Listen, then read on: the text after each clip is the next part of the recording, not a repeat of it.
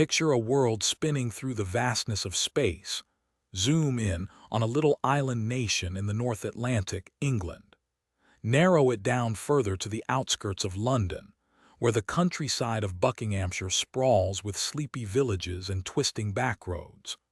Rewind the clock to the mid-1960s, and you'd catch a scrawny kid on a motorcycle tearing down one of those lanes, a notepad stuffed in his jacket. That was me, a rookie reporter for the Bucks Free Press, chasing down stories about parish meetings and village fetes. The good assignments, those were the ones with bizarre country traditions, grown men stuffing ferrets into their pants, kids dunking their heads in frog-filled tubs, runaway wheels of cheese tumbling down hillsides. Between covering local oddities, I devoured every book I could haul home from the library, teaching myself how to spin a tale. Soon, I started writing my own whimsical stories for kids, printed weekly in the paper. This collection gathers those early scribbles, tales of fire-breathing dragons, bumbling wizards, pompous politicians, and one very determined tortoise. There's magic, too, though half the spells fizzle out like damp firecrackers. A few of these stories even grew into my first novel, The Carpet People. Now, before you dive in, a confession. The grown-up me couldn't resist polishing a few rough edges. A tweak to the dialogue here, a nudge to the logic there, nothing drastic, just enough to keep teenage me from cringing too hard. But that kid on the motorbike and the old guy in the black hat, same dream, to write for anyone young at heart, with just enough sense to believe in the impossible. Terry Pratchett, Wiltshire, 2014, Dragons at Crumbling Castle. Back in King Arthur's day, forget newspapers. News traveled by overenthusiastic town criers bellowing headlines like human megaphones. One lazy Sunday, Arthur was lounging in bed, poking at a soft-boiled egg when the royal news crew barged in. There was the headline crier, the court jester handling the funnies, and a spandex-clad guy with cleats dubbed the sports section. "Dragons attack Crumbling Castle," roared the headline crier before adding in a stage whisper, "Full story on page 9. Arthur's spoon clattered onto his breakfast tray. Dragons. Of course, all his knights were off gallivanting, except Lancelot, who was busy sipping wine in France. The page 9 crier wheezed up the stairs, gasped for air, and delivered the scoop. Mass panic as emerald-scaled beasts torched the countryside. The editorial crier huffed with indignation. "What's King Arthur doing about this mess? Our taxes pay for protection, not excuses. Camelot deserves answers." Arthur barely glanced up from his throne. "Toss them out with 4pence each," he muttered to the butler. "And alert the guards." Later, the king wandered into the courtyard, squinting through his spectacles. Right men, volunteers, stepped forward. The only response came from a scrawny kid drowning in oversized armor. "Ralph reporting, sire," the boy chirped, snapping a wobbly salute. "Where's the rest of the knights?" Ralph ticked off names on his fingers. "Tom, John, Ron, all down with the flu. William and Bert, beach vacation. James is at his grandma's. Rupert's tracking deer, and Eric." "Well, Eric's just Eric," Arthur sighed. "Ralph, how'd you like a scenic trip to Crumbling Castle? Gourmet meals, breathtaking views, just a dragon or two to handle. Take my spare armor, bit loose but sturdy." So Ralph clanked onto his donkey and clip-clopped across the drawbridge, whistling until he vanished over the ridge. The moment he was out of sight, he ditched the sweaty, squeaky armor behind a bush and swapped into his comfy tunic. Meanwhile, atop a shadowy hill, a figure in obsidian armor watched. As Ralph passed below, the knight spurred his monstrous black stallion downhill. "Halt in the name of the Friday night," he boomed, brandishing a wicked blade. Ralph blinked. Pardon me, sir, is this the way to Crumbling Castle?" the knight faltered. "Well, yes, actually," he coughed, then stiffened. "But you must face me in combat first." Before Ralph could react, the knight dismounted and lunged, only to catch his boot in a rabbit hole. He crashed like a dropped suit of pots and pans, pieces scattering. A tiny head popped from the helmet. Do over." "Not a chance," Ralph yanked out his rusted sword. "You're defeated, and since it's Wednesday I dub you Fortnight because I fought you tonight. You're my captive now." With much clattering, Fortnight wriggled out through a hidden hatch.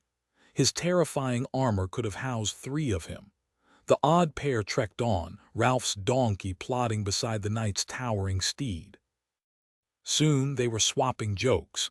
Turns out Fortnight had been a circus performer, belting tunes between sword fights. The next morning they spotted a wizard perched on a mile marker, nose buried in a spellbook. The wizard looked every bit the part, flowing white beard, a tall pointed hat, and a robe covered in mystical symbols that shimmered faintly in the dim light. His oversized boots lay discarded nearby, revealing a pair of bright red socks that clashed wildly with the rest of his ensemble. "Pardon me, sir," Ralph said cautiously, "because you never knew how wizards might react. But is this the path to Crumbling Castle?" "By thunder, yes," the wizard boomed, snapping his spellbook shut. "Mind if I tag along? I've been itching to test out some new anti-dragon incantations." He introduced himself as Fossfiddle and explained he'd been stranded when his enchanted 7-league boots malfunctioned. He gestured toward the battered brown boots propped against a mile marker. Magic boots were a traveler's dream, effortless miles with no fatigue, but Fossfiddle's pair needed serious repairs. Luckily, between Ralph's hiking experience, Fortnight's boot-mending skills, and Fossfiddle's magical know-how, they had the boots fixed in no time. As they journeyed onward, the landscape turned bleak. Jagged black mountains rose on either side, and a chilly wind howled through the valley. The sun vanished behind thick, rolling clouds, casting everything in an eerie gloom. Eventually, they stumbled upon a cave hidden behind a tangle of thorny bushes.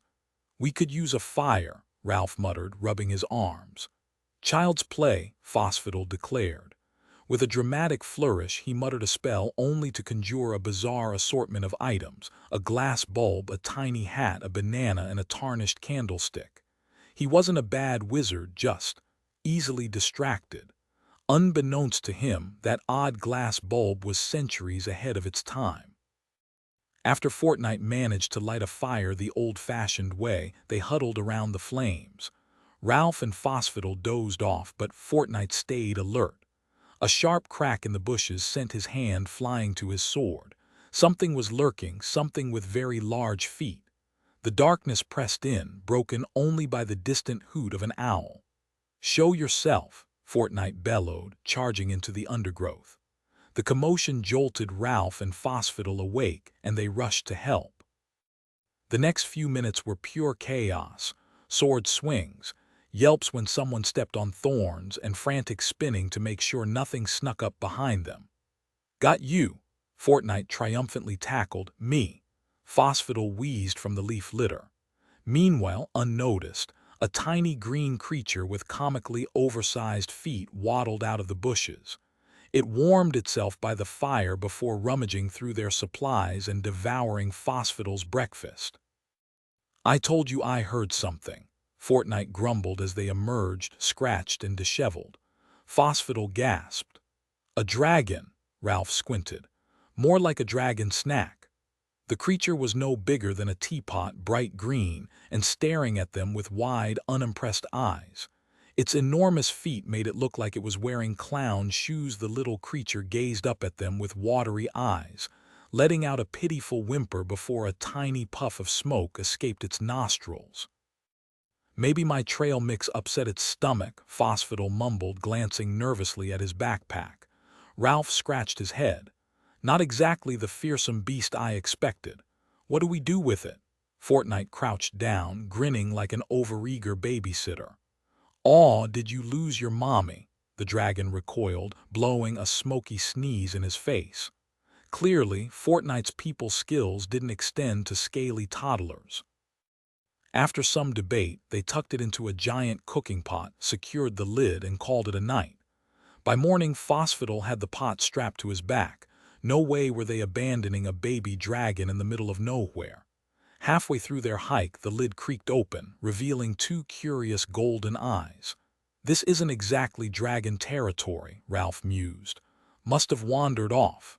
Fortnight adjusted his armor with a clank. Ah, but this is the emerald subspecies. They start cute, then boom, 30 feet tall, breathing fire, trampling gardens, leaving the toilet seat up real menaces. Ralph raised an eyebrow. Wait, dragons use toilets, Fortnight shrugged. Metaphorically speaking. By afternoon, Crumbling Castle loomed ahead, its jagged towers cutting into the sky. The valley below was a charred mess, not a soul in sight, not even a stray dragon. Summoning their courage, they knocked. Fortnight's armored knees clattered so loudly it sounded like a trash can rolling downstairs. "Nobody's home," he yelped. "Abort mission." The door didn't budge. Fossfiddle flipped through his spellbook, muttering, "Hopscotchalorum trempledingatramlines open." Instead of unlocking, the door turned into a giant pink meringue. Typical. "Well, that's one way to satisfy a sweet tooth," Fortnight quipped, licking his fingers as they squeezed through. The courtyard was eerily silent, the air thick with the sense of unseen eyes. Fortnight gripped his sword. "I've got a bad feeling about this." Fossfiddle, already sweating, whispered, "Lovely, just lovely." Ralph rolled his eyes. "Relax, dragons are basically oversized, slightly toasty puppies." He stepped on Fossfiddle's cloak as the wizard tried to bolt. "Stay put." Then it appeared. A dragon, yes, but one that made their potted pet look like a gecko. It lumbered forward, scales glinting, and casually said, "Morning." Awkward silence. You can't exactly stab something that greets you politely. Good morning," Ralph managed. "This is Crumbling Castle, right?" The dragon yawned, revealing teeth the size of fence posts. "Yep, you hear about those pesky humans causing trouble?" Ralph blinked. "Funny, we heard you were the troublemakers. Where is everyone?" "Down at the caves," the dragon replied, as if it were the most obvious thing in the world. And then, with the patience of a tired teacher, it began to explain. Dragons were actually pretty chill creatures, and these ones had been minding their own business in riverside caves, snacking on fish without causing any trouble. But then the local nobleman decided to build a dam downstream, flooding their homes and forcing them to relocate, straight into his castle. Naturally, this terrified the villagers, who fled, though the dragons made sure to torch only empty houses. As the elder dragon explained the situation, more of them gathered around, listening intently. "And now they've taken our prince," the dragon grumbled. Fossfiddle raised an eyebrow. "About a foot long, big claws, bitey attitude. Yeah, we found him wandering around a few days back." He popped open a saucepan, and out scrambled the tiny dragon prince. After some very confused explanations, Fortnight tracked down the lord, who was, predictably, hiding in a tree, and dragged him back. The rest of the castle's residents trailed behind nervously. "Look, tearing down the dam isn't an option," the lord muttered, ducking behind Fortnight. "We built it for a swimming pool." Ralph rolled his eyes. "Who said anything about tearing it down? Just build them some new caves, brick ones maybe." So they did. The trio pitched in, and soon enough the dragons had cozy new digs complete with running water and private baths. Thrilled, they agreed to vacate the castle. As they walked away, the dragons and villagers waved them off. "Well, that worked out nicely," Ralph mused. Fossfiddle smirked. "Lucky for them we didn't have to fight. They'd have learned real quick how bad an idea that'd be." Laughing, they vanished over the hills. Meanwhile, on a floating dust mote. Ever notice those tiny specks of dust drifting in sunlight? To the microscopic civilizations living on them, those specks are like distant stars. One particular speck, Great Speck, was home to two rival nations, Grabist and Pasra, divided by a tiny mountain range. At the peak lived Gwymper, an astronomer who spent his days studying other dust motes, convinced they held life. Of course, nobody believed him. One afternoon, Gwymper squinted through his telescope and noticed something unusual, a tiny speck drifting closer to Great Speck. "Your Majesty," he shouted, flailing his arms in excitement. "There are trees, mountains, even creatures moving around." The king of Pasra stroked his chin. "Interesting, how far is it?" Gwimper fumbled through his pockets, pulling out a crumpled sheet covered in frantic calculations. "It's approaching at 1/64th of a millimeter per second," he announced. "In 30 seconds, that's about a month for us, it'll pass within 2 centimeters of great speck." At the same time, Winsa Parsley, Grabbist's top astronomer, was delivering the same report to the Duke. Now Great Speck had enjoyed peace for, well, maybe 20 minutes, but neither kingdom would hesitate to outmaneuver the other if given the chance. So both sides scrambled to reach the mysterious speck first, plotting in secret. "But how?" Gwimper muttered. While their tiny size allowed them to float effortlessly, moving 2 centimeters was another matter entirely. After days of tinkering, he unveiled his solution, a winged, ornately carved rowboat with a covered cabin. The king clapped his hands. "Magnificent." "You'll have a grand adventure." Gwimper's face fell. "Me?" "Of course," the king boomed, giving him a hearty slap on the back. "Think of it as a royal expedition." Trembling, Gwimper returned to his telescope. The speck loomed larger now. What if he missed it? What if he drifted forever into the vast, dust-filled void? Meanwhile, servants hauled the flying machine, dubbed the Anybody, to a hilltop, stocked it with supplies, and even set up a paid viewing area for curious onlookers. As the great leap neared, the king bellowed, "Where's Gwimper? I need to pin this medal on him before he leaves. Who knows if he'll make it back?" The crowd buzzed around the Anybody, but Gwimper was missing, until he finally shuffled forward, drowning in an oversized helmet and goggles. The band launched into Pasra's anthem, 3 cheers for us, while the king draped a clunky tin medal around his neck. "Safe travels, old chap," the king said cheerfully. "Don't forget to plant our flag and play the anthem. Oh, and watch out for Grabbist's ship. Wouldn't want them stealing our glory." Gwimper gulped. This was not the heroic mission he'd imagined. Gwimper didn't need a reminder. He knew he'd be the first to land. The smirk on his face said it all as he climbed into the Anybody and fired up the engine. The makeshift runway, carved into the side of one hill and stretching halfway up another, wasn't exactly FA-approved. The plan: gain enough speed to shoot up the slope and escape Great Speck, or, crash spectacularly. Before he could second-guess it, the crowd surged forward, giving the machine a reckless shove. Typical anything for entertainment, right? Gwimper white-knuckled the controls as the Anybody lurched upward, his stomach doing somersaults. Then, just like that, they were airborne, gliding smoothly through the sky. Peering out the rear window, Gwimper blinked in disbelief. Great Speck was already shrinking in the distance. Then bang, bang, bang. Someone was pounding on the hatch, of course. It was the king, red-faced and furious. "They pushed before I could get off," he screamed, scrambling inside. "Turn this thing around." Gwimper fought back a grin. "Not sure I can, your majesty." Great Speck speeding away. "I did warn you this might be a one-way trip." The king's face twisted in confusion. "Did you? What exactly did I say?" "You told me not to worry," Gwimper replied, deadpan. The king pressed his nose against the window. Nothing but endless emptiness surrounded them, dotted with faint, glittering specks of dust. Far below, the hill they'd launched from was barely visible. "Can't we signal them?" the king demanded. Gwimper sighed, then rummaged in a cabinet and pulled out 2 flags. Leaning out the window, he began waving them in frantic semaphore. "My assistant's tracking us with a telescope," he explained between arm swings. Signaled, "The king, long may he reign, blah blah blah, is alive and stuck up here with me. Now hand me that telescope, sire." "Ah, here's the reply. Bring him back, you lunatic." "But no can do," the king groaned. "How far have we gone?" Gwimper fiddled with the dials. "About half an inch, not bad for our first flight." The king yanked off his crown, suddenly nostalgic. I used to be quite the adventurer in my younger days. Let me be the first to step onto this new speck." Gwimper shrugged. "Sure, why not? Here, let me show you the controls." Before long, the king was piloting the Anybody with gleeful abandon. When a new speck appeared in the distance, Gwimper guided them into orbit. "We'll call it New Speck," the king declared, peering down at the unfamiliar terrain. "Mountains, valleys, wonder if anything's down there." The Anybody descended with a gentle thud. "Me first."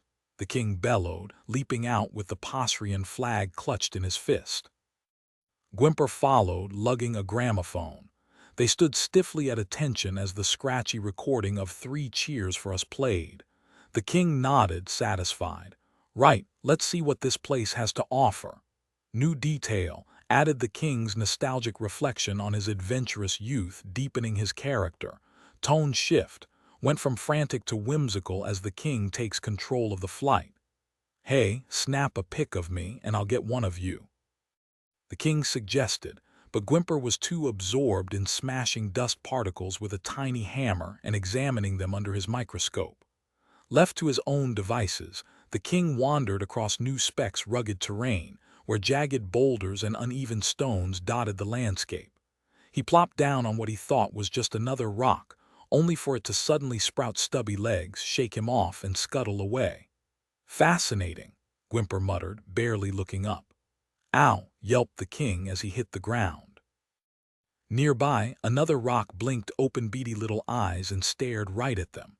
Then from somewhere far off, the screechy, off-key notes of a recorder reached their ears. Gwymper and the king exchanged a horrified glance as the tune became unmistakable.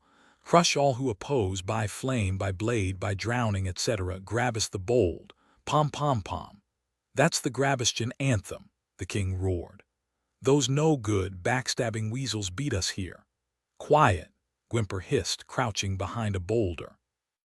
Peering over the edge, he spotted a familiar-looking flying machine, almost identical to their Anybody, except this one was boldly labeled Everybody. Standing beside it was Winseparsley, the Grabestian astronomer, while the Duke of Grabist himself cranked up an ancient gramophone for another round of their terrible anthem. "Those blundering buffoons," the king fumed. "They've invaded our speck. Let's teach them a lesson. Perish their enemies, my foot." His shouting was so loud the Duke and Winseparsley came sprinting over the ridge. "You!" everyone yelled in unison. "Get off our new speck!" The king and Duke bellowed, practically nose to nose. "This means war," they added, fists shaking. "Filthy trespasser, land-stealing scoundrel." Meanwhile, Gwymper and Winseparsley slipped away, leaving their leaders to their ridiculous feud. "I'm more concerned about how we're getting home," Winseparsley admitted. "Same," Gwymper sighed, eyeing the barren landscape. "This place is about as welcoming as a tax audit." Before they could brainstorm further, a deep rumble shook the ground. A stampede of the stony creatures barreled through the valley, crushing the Everybody beneath their rocky feet. "No, our ship," Winseparsley wailed. The creatures surged onward and crashed. The Anybody was next. "Well, that's it," Gwymper groaned. "We're stranded." They rushed back to find the king and Duke now building a makeshift wall, still hurling insults over the top. "Our ships are gone." Gwymper shouted. "Stop fraternizing with the enemy and get over here," the king snapped. "We're stuck here forever," Winseparsley screamed, finally silencing them. All four turned their eyes upward, where the distant glimmer of the great speck drifted further away. "It's already 3 centimeters out," Gwymper muttered, "and getting farther by the second." The reality of their predicament settled in. Along with the absurdity of their petty squabble, the situation was grim. Even if they somehow managed to build another ship, there was no way a rescue mission could reach them in time. They were stranded. Those massive stone creatures had crushed their vessels beyond repair, leaving them with no spare parts. "All right," Gwymper sighed, rubbing his temples. "What's our next move?" the Duke frowned. "You're absolutely certain the ships are destroyed?" Winseparsley kicked a broken piece of the Everybody's wing. "Completely wrecked." The king shuddered, glancing around. "Then we're stuck here, and I hate this place." Gwymper studied the mangled remains of the Anybody and the Everybody, then suddenly snapped his fingers. "What if we scavenge parts from both and build something new?" While the king and Duke sulked by a flickering campfire, the astronomers got to work. They salvaged the Anybody's hull, gas stove, steering wheel, and seats, then combined them with the Everybody's wings, motor, and navigation instruments. As they worked, the king managed to trap one of the stone creatures, though it turned out to be completely inedible.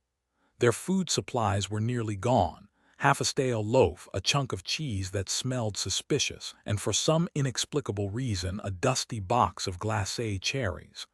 "Quit bickering over the cherries," Gwymper snapped. "We might have a working ship now." They piled into the makeshift vessel, which Winsaparsley had proudly named Somebody, and Gwymper yanked a few levers. The wings shuddered, then flapped, lifting them into the air. "Good riddance, new speck," the king muttered. "Glad to be gone, even if it is technically my kingdom." The duke scoffed. "Your kingdom, don't make me laugh." He flailed his arms as the ship hovered, scanning for great speck. "There," Gwymper pointed. "That green speck near the table." The Somebody lurched forward, landing swiftly in the mountains between Pasra and Grabist. The king and duke bolted out, sprinting in opposite directions down the slopes. Winsaparsley groaned. "Here we go again. You'd think after all this they'd learn to work together for once." Gwymper smirked. "Actually, they might have just screwed themselves over." The duke ran straight into Pasra and the king charged into Grabist. Winsaparsley's eyes widened. "Wait, what'll happen to them?" "Oh, they'll probably get arrested for a bit," Gwymper shrugged. "But the locals will swap them eventually. Honestly, one duke's as useless as the next." Exhausted, they retreated to Gwymper's observatory for tea and a long game of chess, until the distant sound of furious flushing from the nearby toilets reminded them that some mysteries of the universe remain unsolved. And as for those glacé cherries, every kitchen in existence has a hidden box of them. No one knows why.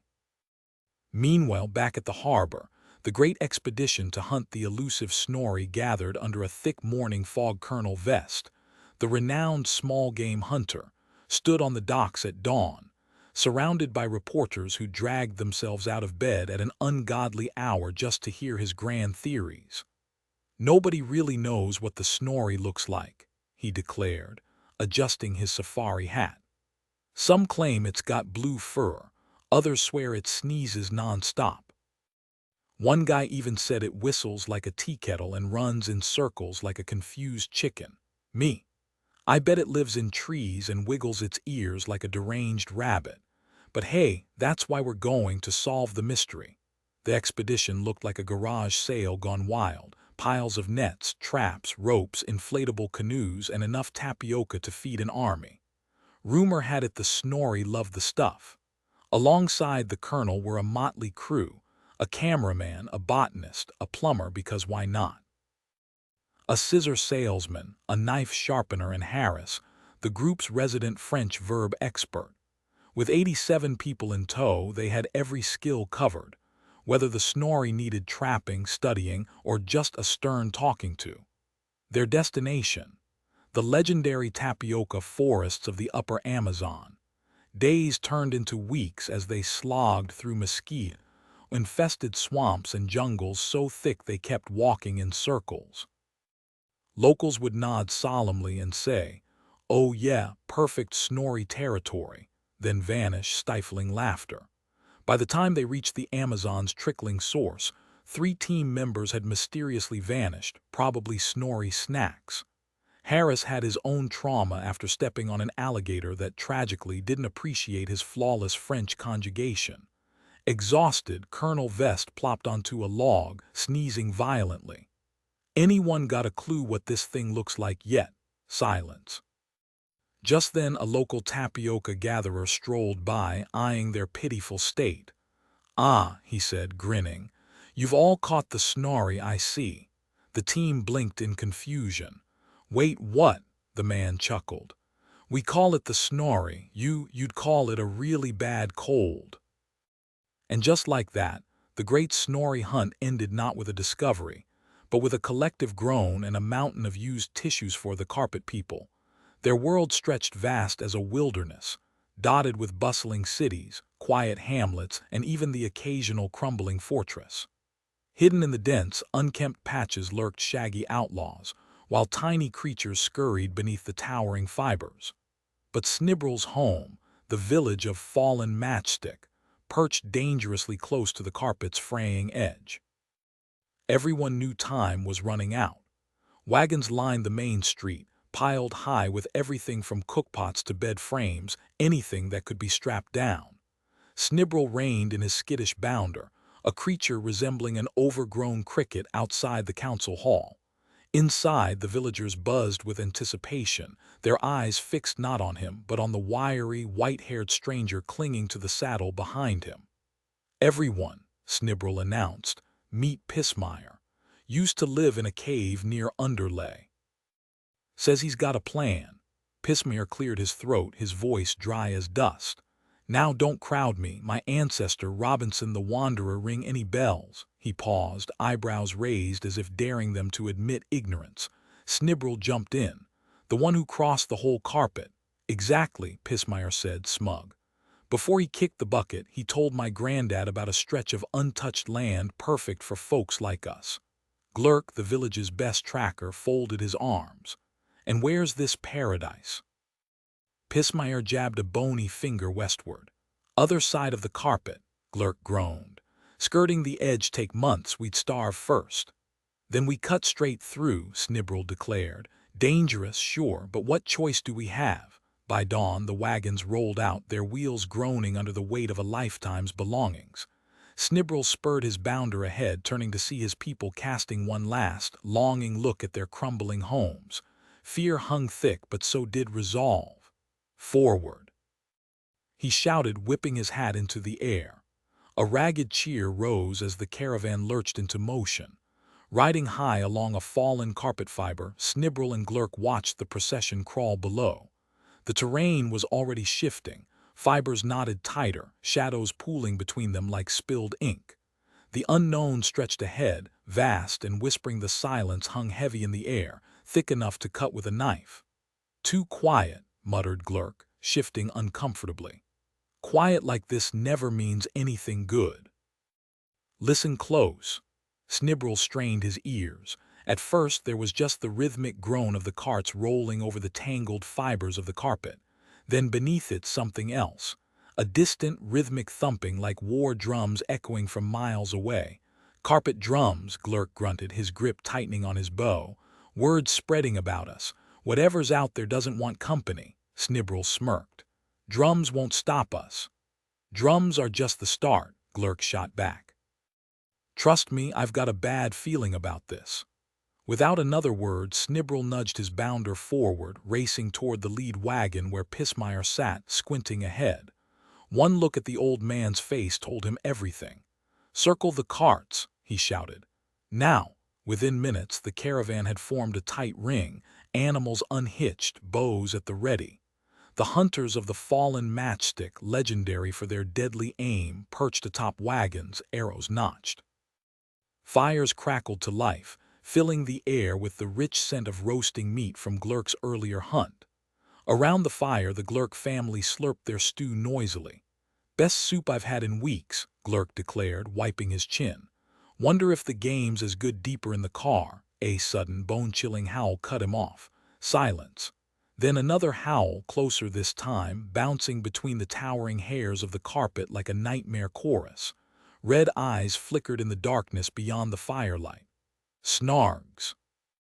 Glurk bellowed, already drawing his bow. Snibble loaded his crossbow. "What's a snarg?" "Vicious little monsters," Glurk growled, letting an arrow fly. "All teeth, no manners. Hate light, hate us, move faster with those arrows." The defenders snapped into formation, bowmen lighting fire arrows, the flames hissing as they caught. A volley of burning streaks shot into the sky, illuminating the snarling, clawed shapes lunging from the shadows. Glurk, perched on a wagon, cursed every missed shot while his latest wife kept him stocked with arrows. Snibble and Girth, Glurk's eldest of 29 kids, don't ask, stood shoulder to shoulder where the Snargs had overturned a cart, their weapons flashing in the firelight. And then chaos. The night erupted in snarls, twanging bows, and the acrid stench of burning fur. This was going to be a long night. The air was thick, with the rustling of Snargs forcing their way through the tangled fibers of the carpet, tightening their circle around the tribe. Another volley of fire arrows streaked into the darkness, but Snibble's quiver was empty. "Over here," he shouted, grabbing Girth's arm as they vaulted onto the nearest cart. A wave of black, snarling creatures surged through the gap, their crimson eyes gleaming with malice. Arrows bounced uselessly off their armored hides. Then the largest snarg, clearly the alpha, stalked forward, stopping dead center in the clearing. "It wants a challenge," Glurk muttered to Pismire, tightening his grip on his spear. "Might as well be me." Pismire shook his head. "Hold on." Before anyone could react, Snibble stepped into the firelight, gripping a butcher's knife. The snarg leader let out a guttural chuckle and the two began circling each other.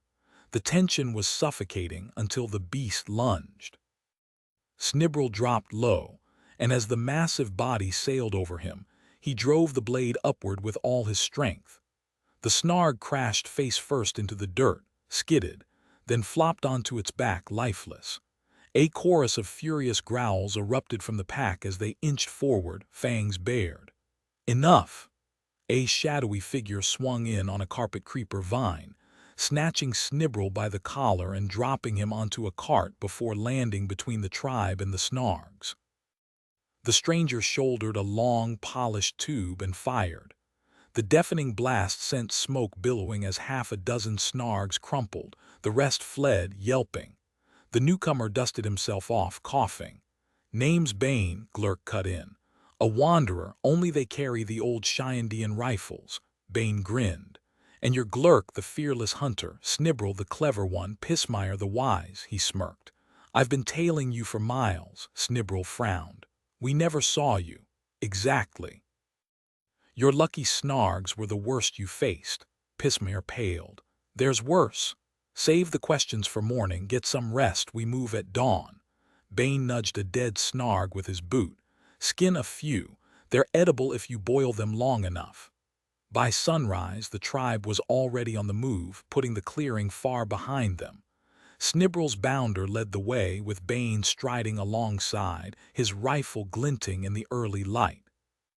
New detail: Bane's rifle has intricate carvings, faded symbols of the Cheyendian Empire, hinting at a past he doesn't explain.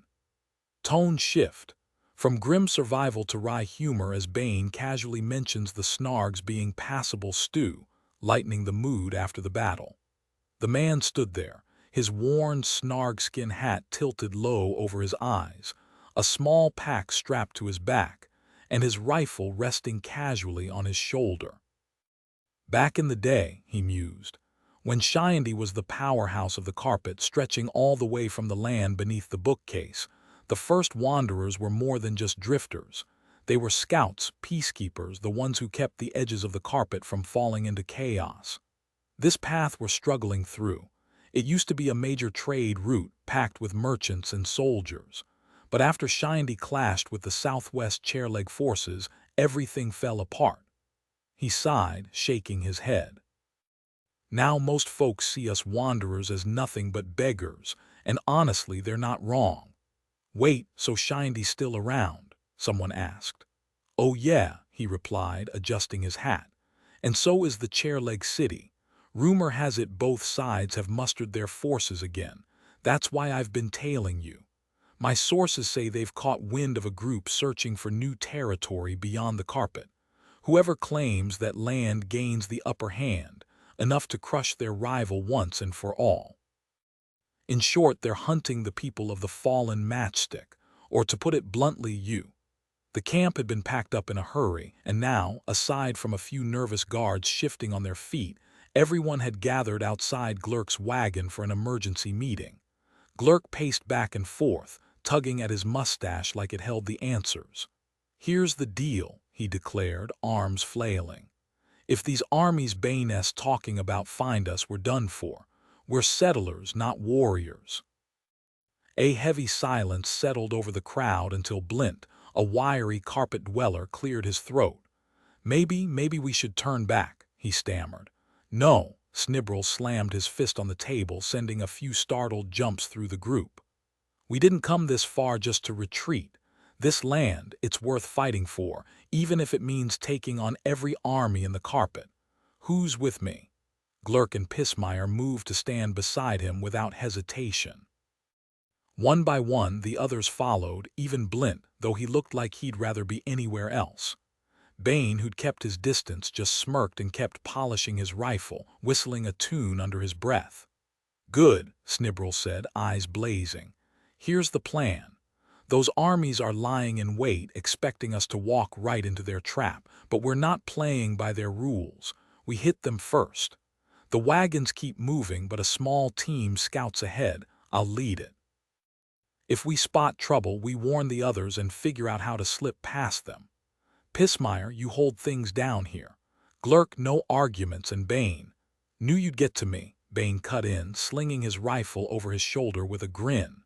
"Time to move," Bane said, tightening his belt. Snibble scrambled to arm himself, crossbow loaded, quiver strapped, swords and clubs jammed into his waistband, spears in both hands, even a knife clenched between his teeth. Bane just smirked and stripped him down to a single blade and the bow. "A real wanderer travels light," he scoffed. "We're already outnumbered 1,000 to 1. No need to slow ourselves down." Under the cover of night, they scaled a towering carpet fiber, cutting loose strands to swing silently into the blackness. The carpet after dark was no place for the careless. Tiny glowing eyes watched from every shadow, unseen creatures grunted and shuffled below. Far off, the faint glow of barricaded villages dotted the edges like distant fireflies. Every distant snarl sent shivers through those safe behind walls, grateful they weren't out there. Snibble and Bane took turns resting halfway up a fiber, one always on watch. Below, something massive and shadowy lurked, snorting like a bull with a grudge. Snibble held his breath until it finally lumbered away. Then, peering down, he spotted flickering torchlight weaving through the fibers, the rhythmic thump of war drums growing louder. A column of soldiers emerged, armor glinting under the flames, hundreds strong. Bane studied them through his collapsible spyglass. "Chyandean troops," he muttered. "Or at least a fraction of them." Snibble swallowed hard. "That's plenty for me. What's the plan?" "They're settling in for the night," Bane mused, watching tents rise and campfires spark to life. The scent of roasting meat made Snibble's stomach growl. His own rations were pitiful in comparison. "But something's off," Bane added. "Why such a small force? And where are the—" A sudden rustle cut him off. Another wave of soldiers marched into view, this time escorting a line of familiar wagons. At the front, bound in ropes, sat Pissmeyer and Glurk, looking thoroughly defeated. "Ambushed," Bane hissed, knuckles white around his sword hilt. "When I get my hands on those cowards." Snibble's pulse pounded. "What now?" "They'll drag them back to Chyandy for interrogation," Bane said grimly. "And we'll be right behind them." As the army began its retreat at dawn, scouts combed the area for pursuers. None thought to look up, where two shadows swung silently overhead, keeping pace. The ancient city of Chyandy rose like a jagged shadow from the dust, its obsidian towers scraping the sky. Encircled by towering black walls with a single imposing gate, the city loomed over the shadowy expanse of the carpet beyond. Through that massive entrance marched the Chyandean army, their black and gold armor gleaming ominously, their boots pounding in eerie unison. Behind them, the people's carts were hauled in like spoils of war before the gate slammed shut with a deafening clang.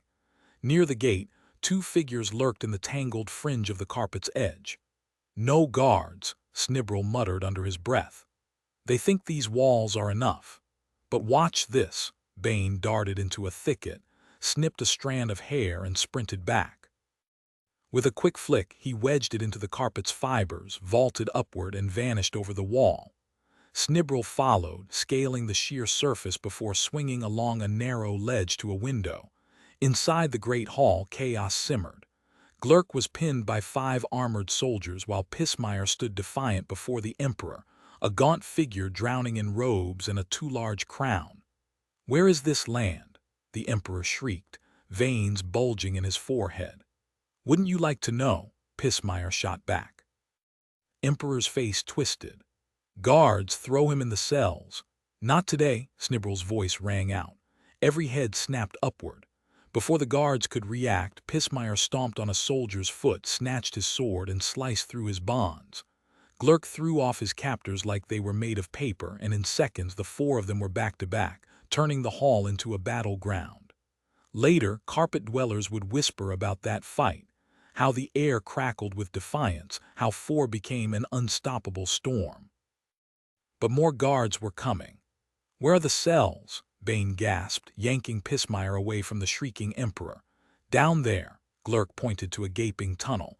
They bolted just as the doors exploded inward. A terrified jailer took one look at them and fled, keys clattering to the floor. One by one, cell doors swung open, freeing prisoners with vengeance burning in their eyes. "The carts are still outside," Snibrel shouted. "Move!" The freed mob surged upward, teeth bared, claws ready. Carpet dwellers knew how to fight in tight spaces, and Shyandi was about to learn why that mattered. Snibrel, Glurk, and Bane, along with Pismire, who had just impulsively enlisted as a soldier, raced up the stone steps toward the gatehouse tower. A handful of guards stood in their way, but not for long. Snibrel seized one by the collar as he sprinted past. "Open the gate now," he demanded. Bane, ever the pragmatist, pressed the barrel of his gun against the soldier's temple. "No time for hesitation," he said coolly. "Tell us how to lift that gate, or I'll redecorate this tower with your brains." The threat, delivered in a chillingly calm tone, did the trick.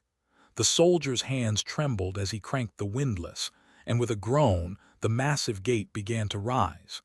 The first cart lurched forward, wheels rattling, and the rest followed in a frantic procession. Any lingering resistance was met with a swift punch or a toss into the roadside brambles. As the final cart rumbled out of Shyandi, the four leapt from the wall, landing hard on its roof. What followed was a chase Snibrel would never forget. The carts weren't built for speed, but they tore across the carpet like they had a death wish, wheels threatening to shake loose at any second. Behind them, the distant roar of the pursuing army grew louder. "Now what?" Snibrel shouted over the chaos, gripping the shuddering cart roof. Bane squinted ahead. "That's the swinging bridge up there, just a single hair stretched over a gap in the carpet. Tight fit, but we might make it." Pismire paled. "Oh, fantastic!" The bridge was just wide enough, but when Pismire glanced down mid-crossing, he caught a dizzying glimpse of the endless drop beneath the carpet. He spent the rest of the ride staring rigidly at the sky. Once safely across, Snibrel turned back. The soldiers were closing in, preparing to follow. "Not happening," he muttered, leaping off the cart. Sword drawn, he planted himself in the center of the fragile bridge, slashing the air with a warning flourish. For a guy who usually preferred peace, he looked terrifying. The front ranks hesitated, backing into their own comrades in a clumsy domino effect. Meanwhile, Bane had slipped away unnoticed. Muscles straining, he seized the bridge's end, heaving it upward until his feet sank into the carpet. "Snibrel, move!" he bellowed. With one last menacing swipe, sending a soldier stumbling into his ally's spear, Snibrel bolted for solid ground. The moment he cleared the edge, Bane roared and hurled the bridge into the abyss. It teetered for a heartbeat before vanishing into the void with a thunderous crash. The soldiers tumbled wildly as the cart lurched forward, some clawing at tangled strands of fallen hair in a desperate attempt to climb back to safety. Bane gripped the edge of the leading cart, his voice sharp with urgency. "No stopping from here on out. We're past Shyandi territory, but don't get comfortable. They could still find a way around the tier and chase us down. If the bounders tire, switch them onto the carts and carry the damn things if you have to." "Keep moving," Glurk frowned, glancing over his shoulder. "What about the other threat? We've dodged them so far. Are we in the clear?" Bane smirked, though his eyes stayed hard. "In the carpet, you're never safe. Just be ready to fight. Nothing worth having comes easy." Silence settled over them, broken only by the groaning of the carts and the distant, rhythmic thump of drums, ever present in the carpet's shadowy depths. Other sounds lurked in the dark, growls from unseen throats, glowing eyes peering from crevices. Bane ignored them, so Snibrel did too. Some horrors were better left unspoken. Then, look! Pismire's shout cut through the quiet. The cart swerved around a thick hair strand and nearly collided with an advancing army. Bane's jaw tightened. Shyandie and the southwest chairleg, both, at once, Pismire groaned. Do we pick a side, or is this everyone against us? Snibble didn't wait for an answer. He wrenched the cart's reins, veering into the dense forest of hares just as the two armies spotted each other. You, the Shyandiean commander bellowed. You, the chairleg leader roared back. The carts vanished into the undergrowth as the two forces clashed behind them, forgotten in the heat of battle. The carts hurtled down a steep slope, wheels barely skimming the ground. Where are we headed? Pismire yelled over the wind. Your guess is as good as mine, Snibble shouted back. Ahead, a gaping hole yawned in the carpet's surface. The carts plunged into a vast, echoing cavern where flickering torches dotted the darkness like fireflies. Glurk's whisper bounced off the walls. Where is this? Pismire's eyes gleamed in the torchlight. Underlay, the world beneath the carpet. He motioned Snibble closer, lifting his torch to the cave wall. Strange paintings sprawled across the stone beasts Snibble didn't recognize, alongside snargs and bounders frozen in crude, ancient strokes. One scene showed a carpet dweller mid-hunt, club raised. Seen caves like this near the fallen matchstick, Pismire murmured. But nothing this grand. A sudden gust of cold air swept through the cavern, making the torches flicker. Snibble shivered. Something about this place felt older than time. No one can say exactly how old the cave paintings are, but they must have been there for generations. Some believe our people once called these tunnels home. For days, Glurk, Snibble, and the others journeyed through the endless dark, following the winding caverns until they reached a fork splitting into 3 passages. Now what? Glurk groaned, rubbing his sore feet. We're already lost. Snibble crouched by the left tunnel, tracing his fingers over markings etched into the stone. Robinson the Wanderer was here, Pismire's ancestor, and look, Roman 2 inches left, 2 inches. After everything, the cracked wheels, the dwindling supplies, the exhaustion, it was almost laughable. But the promise of the land ahead kept them moving, dragging their battered carts through the flickering gloom. Someone started singing the old fallen matchstick anthem, the words rolling in the ancient carpet tongue, far more stirring than the clunky translation. Through warp and weft, by thread and seam, the matchstick folk stand proud and free, with bows of bent hair and strings so tight, no foe shall break our might. As they climbed the final slope, a pinprick of light glowed in the distance. Snibble glanced at Bane, silent beside him. He knew the Wanderer wouldn't stay, not after seeing the linoleum's gleaming expanse, not after a lifetime of roaming. Bane had fought battles, hunted beasts, even brought fire where none had burned before. How could any one place hold him? Then, look!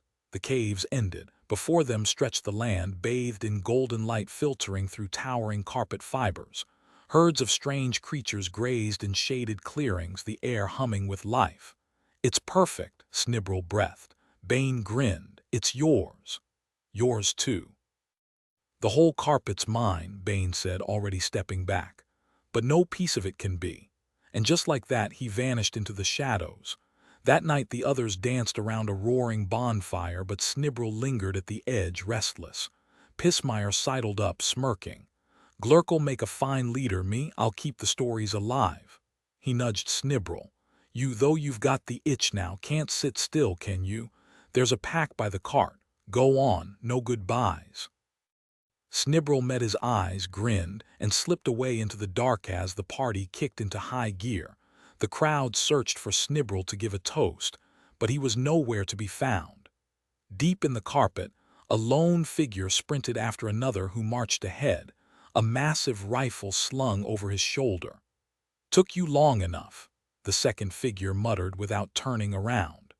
Nobody came back to report if things didn't go as planned, probably because nobody wanted to admit failure.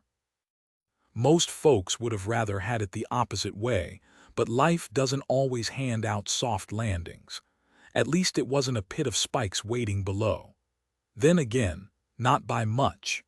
Unless, of course, you happen to be a tone-deaf snarg with zero sense of self-preservation.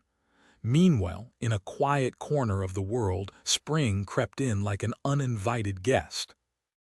The scent of fresh grass and blooming flowers slipped through the cracks of an old wooden shed, curling around dusty crates until it reached a large, weathered box. Inside, nestled in dry straw, someone stirred. Hercules the tortoise blinked awake, his dreams of endless lettuce fields fading as reality set in. His wrinkled head poked out, sniffed the air, and let out a slow, groggy yawn. He tried burrowing deeper into the straw, but there was no escaping it. Spring had arrived. With the stubborn determination of a creature who'd seen many seasons, Hercules craned his neck to inspect the new ring on his shell. Another year, another adventure. The lid of his box creaked open, and familiar hands lifted him into the sunlight. His garden sprawled before him, lush lawns dotted with dandelions, flower beds teasing him with forbidden roses and lupins. Beyond the shed and compost heap lay the unknown, a mystery that had haunted his winter dreams. Stretching his legs, Hercules munched on the lettuce leaves left for him, his mind already wandering. What lies beyond? He pondered, his thoughts grand and dramatic. More lettuce, buttercups, but deep down he knew the truth. He didn't just want a snack. He wanted to see what was past that shed. By the time his humans noticed he was missing, Hercules was already tunneling under the wire fence, his claws digging furiously into the dirt. The south wind whispered promises of adventure, and for the first time in years he didn't look back. The garden was empty, the long grass swaying in his wake. Hercules trudged through the tall grass beyond the garden, feeling both nervous and exhilarated. "Well, that settles it," he muttered to himself. "I'm officially out in the world now." "Hey, watch where you're stomping, you walking boulder," a voice snapped from below. Hercules glanced down to see a bright yellow snail perched on a broad leaf, glaring up at him. "What kind of creature even are you?" "Terribly sorry," Hercules stammered. "I'm a tortoise, didn't mean to disturb you," the snail huffed. "Name's Pod, and that's quite the shell you've got. Roomy, stylish, I approve." He squinted. "Haven't seen you around before." "Just left the garden," Hercules admitted. "Thought I'd see what's out here." Pod sighed dramatically. "Can't say I travel much. 1 foot, you know." "And this shell, total deadweight, tragic really." Hercules hesitated, then offered, "Hop on, I'll carry you." Pod slid onto his shell with surprising grace. As they moved forward, Pod tilted his head. "Why do you talk like that, all the capital letters?" "Tortoise tradition," Hercules replied. "No idea why." Pod chattered as they went, painting a picture of the world: garden, field, pond. "That's it," he said. "Unless there's more, but no one's told me. Oh, and watch out for frogs, snakes, especially that one nasty adder. But hey, there's also bees and sometimes pigs. Silver linings, right?" Hercules' stomach rumbled at the mention of clover, so they stopped for a snack. Mid-chew, Pod mumbled, "If you really want the scoop on this place, go see Old Mother Greengrown. Lives by the pond, ancient, knows everything. Well, everything that matters." "How far is the pond?" Hercules asked. Pod shrugged. "Far enough. Distances aren't my thing." Bees zipped past like tiny fighter jets as Hercules plodded on. Unnoticed, a sleek, zigzagged shape slithered silently behind them, eyes locked on the tortoise's slow-moving form. They reached the pond at dusk. The water shimmered under the fading light as a moorhen scurried away. "Cousins live here," Pod said casually. "The aquatic kind." "Is Old Mother Greengrown nearby?" Hercules asked. "Other side," Pod said.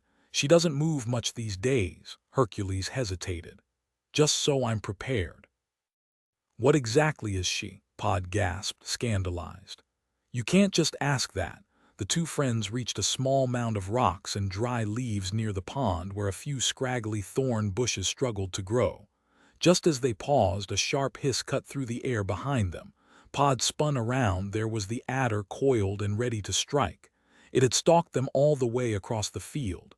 "Help!" Pod shrieked, vanishing into his shell in a flash. Hercules blinked. Huh, then he spotted the snake. Another hiss, snap. He was tucked safely inside his own shell before he could even think. That monster's after old Mother Greengrown, Pod whimpered, peeking out just enough to see. It's got a grudge against her. The black-and-yellow serpent began slithering toward the rocks, its tongue flicking hungrily. Something inside Hercules stirred, a courage he didn't know he had. He lunged forward, clamping his jaws onto the adder's tail and holding tight. Tortoises don't let go. The snake thrashed wildly, lashing its body, but Hercules only bit down harder as Pod clung to his shell, cheering him on. Finally, the adder went limp. Hercules released his grip, his jaw throbbing. Then he noticed the rustling, tiny eyes peering from behind every bush and stone, watching in awe. A shadow shifted near the rocks, and old Mother Greengrown herself emerged, her warty face unreadable. "What is this creature?" she croaked, eyeing Hercules. Pod piped up. "He's a tortoise, ma'am." "A really brave one." The old toad nodded slowly. "Brave indeed, but why is he here?" "I wanted to see the world," Hercules said simply. Old Mother Greengrown sighed. "Not the safest place for tortoises, but since you took care of that adder, you're welcome to stay. It's a big, wild place, bigger than any garden, and trust me, there's always something happening." She glanced at the dead snake. "Might be more of those around." Hercules studied the adder, then lifted his head. "I'd like to stay, if there's room, but first I want to explore." And so the tortoise became an adventurer. With Pod riding on his back, he mapped every inch of the field, even circled the pond twice. It was the grandest journey he'd ever known. When he finally settled down, digging a cozy burrow for winter, he still wandered in summer, though no adder ever dared cross him again. Word spread fast. Hercules was the adder slayer, and snakes fled at the sight of him. Which, honestly, was a relief for Pod, too. No more panicked shell diving. Now you've probably heard that old fable about the tortoise and the hare. Let's be clear, Hercules wasn't in that race. Too busy being a legend. As for Pod, riding on Hercules' shell was like upgrading from a shack to a penthouse. Meanwhile, in another part of the wild, "What's he up to now?" Uggy the witch doctor muttered, squinting through the crack in the cave door. The rest of the tribe huddled behind Chief Hal, who strained to see inside. The sound of sawing echoed out. "Too dark," Hal grumbled. "But I swear he's got a whole tree in there." Crash. The door exploded outward, sending everyone scrambling for cover. A massive, round object came tumbling out of the cave, bouncing wildly as it rolled down the hillside. Close behind, a scrawny man in an oversized tiger pelt sprinted after it, yelling at the top of his lungs. "This will change transportation forever." Then, splash, right into the river he went. Hal, meanwhile, was untangling himself from a thorny bush, wincing as he plucked out the prickly offenders. He had a soft spot for old Doc, but sometimes the guy's brilliant ideas were more trouble than they were worth. Innovation was great, just not when it left you looking like a pincushion. Doc, now flailing in the water, was attempting to invent swimming on the spot. "Arms out, lungs full," he gasped before promptly sinking like a rock. Uggy, ever the reluctant rescuer, stretched out from a tree branch and yanked him up by his sopping hair. Dripping and shivering, Doc was dragged over to Hal, who was trying and failing to maintain his dignity while his wife picked thorns out of his backside. "What in the world was that thing?" Hal snapped, arms crossed. Doc sneezed violently. "I was thinking of calling it a wheel. It'll revolutionize." "You said the same thing about that floating log you called a boat," Hal interrupted. "Which sank with me in it, in the deepest part of the river as I recall." Doc coughed up some river water. "Ah, but that was due to insufficient buoyancy distribution." Muttering to himself, Doc sloshed back to his cave, leaving a soggy trail behind him. Poor guy, nothing ever quite worked out. First, he'd invented language by dropping a boulder on his own foot. Then there was the farming incident, planted a seed, patted the dirt, only for a wild horse to stroll by and eat his first crop. Now, sitting in his damp cave, he absent-mindedly picked up 2 dry sticks and started rubbing them together just to pass the time. Meanwhile, Hal and the rest of the tribe set off to hunt mammoths. Times were getting tough. In the distance, a shimmering white line of ice cliffs crept closer. The cold was returning, and strange beasts lurked outside their caves at night. When they got back, Hal sent one of his sons to fish the wheel out of the river. As they trudged uphill, Hal suddenly stopped, nostrils flaring. "Smells like," he frowned. Doc really needed to invent more words, especially one for whatever scent lingered after lightning struck a tree. "Smells hot, wouldn't you say, Uggy?" A thin wisp of smoke curled from the cave entrance. Then bam, Doc came sprinting out, arms full of kindling, face smeared with soot, eyebrows singed clean off. "It'll revolutionize indoor heating," he bellowed. Hal sighed. "Oh no, not again. What now?" "Come see." Doc beamed. The tribe crowded into the cave, where a small, flickering blaze sat in the middle of the floor like a tiny, angry volcano. "All right," Hal said warily. "What's this one called?" "Fire," Doc announced proudly. "All you need is 2 sticks, some elbow grease, and voila, heat, light, and entertainment all in one. Safer than a thatched hut," Hal groaned. "You invented the hut. It had a roof. Then it collapsed." The heavy chunk of wood tumbled into the flames with a thud. "That was a big one," Hal muttered, watching Doc coax the fire into the center of the cave. The group huddled around the flickering warmth, gnawing on cold, uncooked mammoth meat. "Are we sure this fire won't get out of control?" Hal asked, eyeing the flames suspiciously. Doc chuckled, tossing another log onto the blaze. "Keeping it alive is hard enough." As he adjusted the fire, a scrap of mammoth slipped from his fingers into the embers. Slowly, the meat darkened, curling at the edges. A rich, savory smell filled the cave. "Tested it on that old saber-tooth up in the cliffs while you were gone," Doc said proudly. "Animals hate it, keeps them away. But hey, look at this." He plucked the charred meat from the ashes, sniffing it. "Hal, wanna be part of a groundbreaking discovery? Try this." Hal hesitated, then took a cautious bite. His eyes widened. "Whoa, that's actually good." He glanced around, half expecting a trick. But soon the whole mammoth was dragged inside, and by nightfall they feasted like kings. Fried slabs, roasted haunches, even something resembling steaks. Belly full to bursting, Hal leaned back, satisfied, until he noticed Doc deep in thought, muttering under his breath. "Coup," Doc started. "Coup," Hal offered. "Collar, camp." "No, no, no, cookery," Doc exclaimed triumphantly. And just like that, cookery was born. Their celebration was cut short when a stray spark landed on Uggy's leaf-stuffed bed. The old man yelped, leaping up as flames engulfed his sleeping spot. "It bit me," he howled. Whoosh!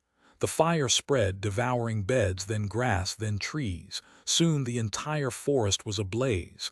Hal and the others waded into the river, watching their home turn to ash. "Good cave," Hal sighed. "Nice soft ground." "Where's Doc?" Uggy asked. "Gone for good, hopefully," Hal muttered, unknowingly loud enough for Doc, hidden in the reeds, to hear. Heart heavy, Doc loaded his canoe with his precious inventions, including the forgotten wheel, and pushed off into the night. The fire's glow faded behind him as he vanished down the river. With their hunting grounds scorched, Hal's tribe had no choice but to move on. The northern glaciers crept closer, bringing bitter cold. They trudged along the riverbank, dragging their belongings on makeshift sleds. None of them could quite recall how the wheel worked. At night they shivered in the treetops, whispering Doc's name into the darkness. Only echoes answered. "He must have reached the sea," Hal said grimly. "And who knows what monsters lurk there." And in the silence they all pictured Doc, alone, drifting toward the unknown. The bitter cold gnawed at their bones as the tribe huddled beneath the rocky overhang, their teeth chattering like a chorus of rattling bones. Hal clenched his fists, wishing he had Doc's knack for survival, how to track prey in the snow or spark a flame from nothing. He turned a lump of black rock in his fingers. "Uggy, ever seen this stuff?" "Coal," Uggy grunted, rubbing his arms for warmth. "Worthless, toss it." Hal tucked it away instead, pulling his furs tighter as the wind howled. Somewhere out there, Doc was probably warm, dry, and knowing him, inventing something ridiculous. The next morning, frost glittered under a merciless blue sky, and then the wolves came. Not just any wolves, ancient, starving, with eyes like frozen fire. They circled the ledge, saliva dripping onto the snow. Hal grabbed his club. "Uggy wug with me, the rest stay put." He stepped forward, heart pounding, just as the alpha lunged. Thwack! A sharpened stick struck the wolf mid-leap. "Need a hand?" Doc strolled into view, grinning like a madman. In one hand a curved stick strung tight, in the other a pointed arrow. "Meet the future," he announced, firing again. The pack fled. Hal gaped. "Where the—" "Built a hut by the river," Doc said, adjusting his strange wool coat. "Fishing nets too, revolutionary stuff. Oh, and fire, lots of fire." Hal didn't argue. By sundown, Doc was back in the tribe, and soon his hut multiplied into a village, then a town. Years later, hunched over his latest creation, Doc suddenly gasped. "History." He crowed. "The Stone Age ends now." And just like that it did. Meanwhile, in Gritcher, steam was the talk of the town, reliable, obedient, nothing like its unruly cousins, gas and electricity. Ever stuck your finger near an empty socket? Feels like invisible bees. Gas, more like a sneaky bomb. But steam, pure, pipe-friendly magic. The Gritcher steam typewriter and laundry co. churned out marvels. Clattering typewriters, hissing clocks, even toothbrushes that blasted plaque into oblivion. Innovation was hot, literally. The streets of Gritcher buzzed with excitement as inventors from all over gathered for the great automobile challenge. The air smelled of coal smoke and ambition, with Sir Henry Toggett, managing director of the prestigious Steamworks Company, puffing his chest out beside his latest creation. "Steam is the future," he declared, adjusting his waistcoat with a confident smirk.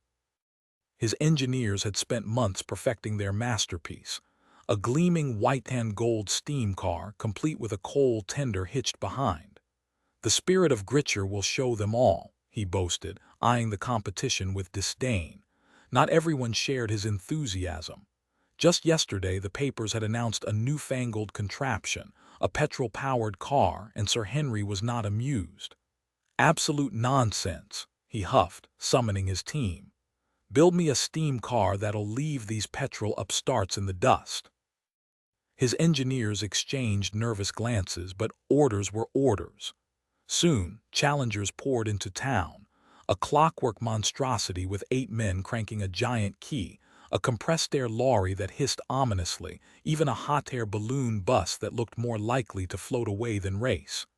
Baron von Tew, a sharp-dressed Prussian with a gleaming red machine named Goethe, smirked from behind his megaphone. "Save yourselves the embarrassment," he taunted. Sir Henry narrowed his eyes. "Oh, I don't trust that one bit," he muttered, suddenly deciding to ride shotgun in his own creation.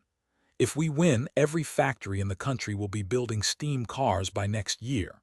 The mayor of Blackberry, eager to stir the pot, had sweetened the deal, pound 10,000 and a gleaming trophy for the winner. The crowd roared as he climbed into the starter's box, waving a checkered flag.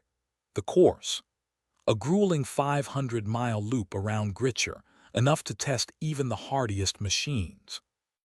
As the engines and springs and sails revved up, Sir Henry adjusted his straw hat with a grin. "Mark my words, Norman," he said to his chief engineer. "If this beauty doesn't win, I'll eat this hat right here." Norman just sighed, tightening a valve. "Let's hope it doesn't come to that, sir." The flag dropped. The race was on. The announcer droned on forever. "Seriously, I'll spare you the full speech." But he finally wrapped it up with, "3 laps around Gritcher, folks, and don't even think about cheating. We've got eyes everywhere. Ready? Steady. Oh, just kidding, wait for it. Wait for it." Now, with a deafening roar, the spirit of Gritcher and Baron von Tew's flashy red racer shot forward in a haze of smoke. The sail bikes toppled instantly, the elastic-powered car snapped backward with a twang, and the balloon bus just floated away, its driver clinging to the basket like his life depended on it. Up front, the white and red cars tore through town neck and neck, swerving at the crossroads toward Slate Old Town, their crews hurling insults like it was an Olympic sport. Not far behind, the clockwork car clattered along, its massive springs still unwinding, while Gerda, the barren, snarling petrel beast, surged ahead, but not for long. The spirit of Gritcher was right on its tail. The Baron hunched over the wheel, sneering into the rear view. "Hands," he barked. "That prize money is ours. Make it happen." "Ya," Hans grinned, already scheming. A quick hop out of the car, a sneaky twist of a roadside arrow to send their rivals down a dead-end farm lane, and voila, disaster struck. The spirit of Gritcher vanished down the wrong road, and the Baron cackled so hard he nearly forgot to be miserable. Where does that lane even go?" he wheezed. "Slate Chicken Farm." Hans choked out, biting his handkerchief to stifle laughter. Then bam, the hedge exploded. A tangled mess of wire, squawking hens, and splintered coops tumbled onto the road. The Baron plowed straight into it, an egg cracking gloriously on his head. He sat there screaming curses as the spirit of Gritcher sped past, now miles ahead. But wait, it got worse. A low purring sound grew behind them, and one by one the entire race fleet emerged from the chaos, leaving the Baron fuming in a cloud of feathers. That night Sir Henry and his mechanic, Norman Spindrift, relaxed at the King's Legs Inn in Blackberry, their steam car parked proudly outside. Meanwhile, under cover of darkness, Goethe crept up. Hans slipped out, tinkered with the engine, then sabotaged every other car in the lot. By dawn, he was gone, the Baron's sinister chuckles fading into the distance. Somewhere down the road, a homeless man sleeping under a hedge stirred awake, muttering, "Who laughs like that at 5 a.m.? A sharp whistling sound cut through the morning air, followed by a heavy sack of gears, pipes, and engine parts sailing over the hedge, smacking Sir Henry square on the head. "This is an absolute disaster," he groaned, rubbing his temple. The competitors of the Great Gritcher Road Race had gathered outside the King's Legs Inn in Blackberry, only to find their vehicles in shambles. Every car in the courtyard had been tampered with, missing crucial components. The culprit, Baron von Tew, who had vanished into the night after his sabotage spree. The absolute nerve of that man, Sir Henry fumed, kicking a loose bolt. Norman shook his head. "I could fix them, but my tools are back in East Slate, miles away."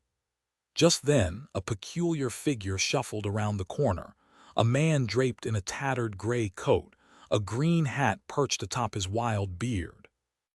But what really stood out was the bizarre assortment of metal strapped to his body, a drum on his chest, cymbals strapped to his limbs, a harmonica dangling from his neck, and wait, was that a tuba wrapped around his waist?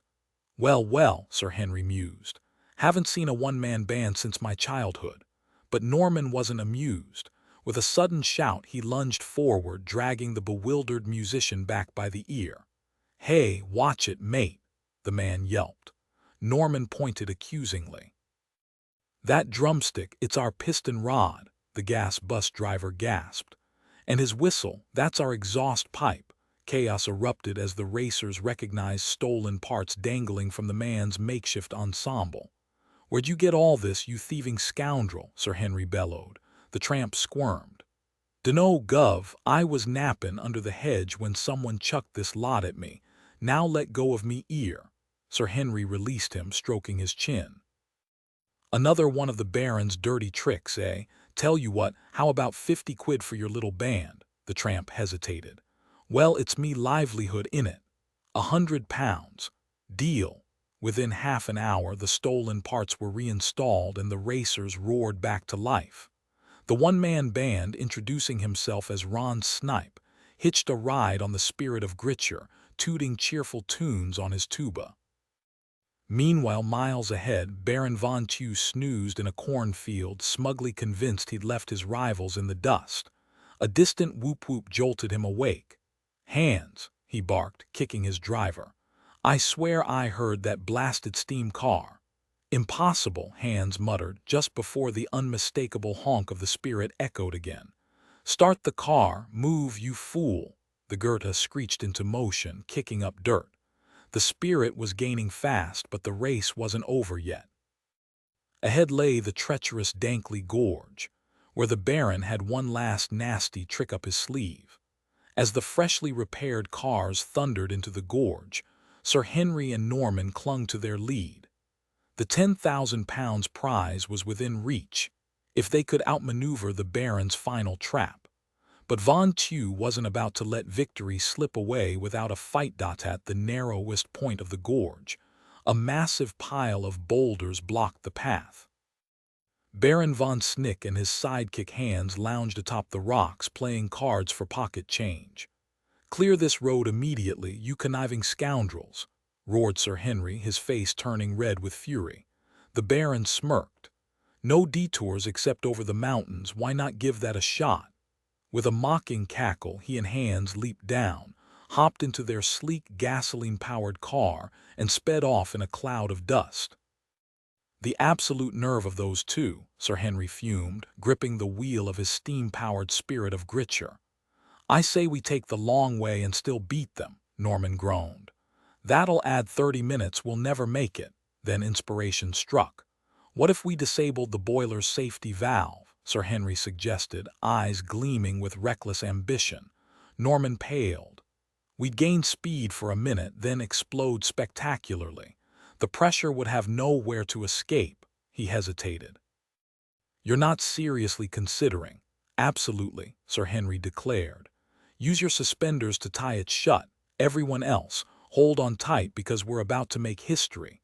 With the valve jammed, the Spirit of Gritcher shot up the mountain like a runaway train, steam billowing behind it. Passengers clung for dear life while Norman white-knuckled the steering wheel. "We're burning through fuel," Sir Henry bellowed, yanking off his scarf and hat to toss into the firebox. Meanwhile, in East Slate, crowds buzzed with anticipation. The mayor stood ready with the gleaming trophy and a hefty check. A speck appeared on the horizon, Gerda, the Baron's car, cruising toward victory. The smug duo waved, already counting their winnings, until a deafening hiss erupted behind them. A blur of smoke, wheels, and half-dressed drivers, who'd sacrificed their clothes for fuel, rocketed past Gerda, leaving the Baron gaping in disbelief. Sir Henry triumphantly claimed the prize, then immediately donated the winnings to the Blackberry Parrot's sanctuary. The Baron slunk away, humiliated, just as the Spirit of Gritcher detonated in a shower of metal and steam. Over a lavish dinner at the Blackberry Ritz, Sir Henry admitted steam cars might be slightly hazardous, but the victory feast made up for it. A footnote on ceremony. Hand someone a gold medal and a ridiculous hat, and suddenly they've got a speech for every occasion. School principals are just as bad. Another tale of the carpet people after their epic journey across the wild fibers of the carpet people settled into their new lives. They farmed, traded, and coexisted peacefully, fading into the background of the carpet's grander history. Their story, for now, was quiet. But who knows what adventures still lurked in the weave? A handful of explorers set off seeking fresh thrills, which eventually led to the Hugo's legendary voyage and the uncovering of Rugg. But we'll get to that. One afternoon, Snibrel and Bane the Wanderer arrived in the bustling port town of Warpon the Lino, perched right at the edge of the carpet's border. This was where massive floor-traveling vessels, galleon-like ships on wheels, their sails billowing in the drafts sweeping across the open floor, traded goods up and down the coastline. "We need to earn our keep," Snibrel muttered, eyeing the docks. "Maybe we can find work here. I've never even seen the linoleum up close." Bane just grunted in response. Nearby, a rowdy crowd had gathered around a scrawny man in flamboyant red and yellow robes, perched atop a barrel and waving a floppy hat like a flag. "The floor is flat," he bellowed. "Anyone with half a brain can see it. I, Christopher Pilgarlic, declare that if you sail far enough you will reach new lands. Now who's brave enough to join me? Pay's not great, but the glory's priceless."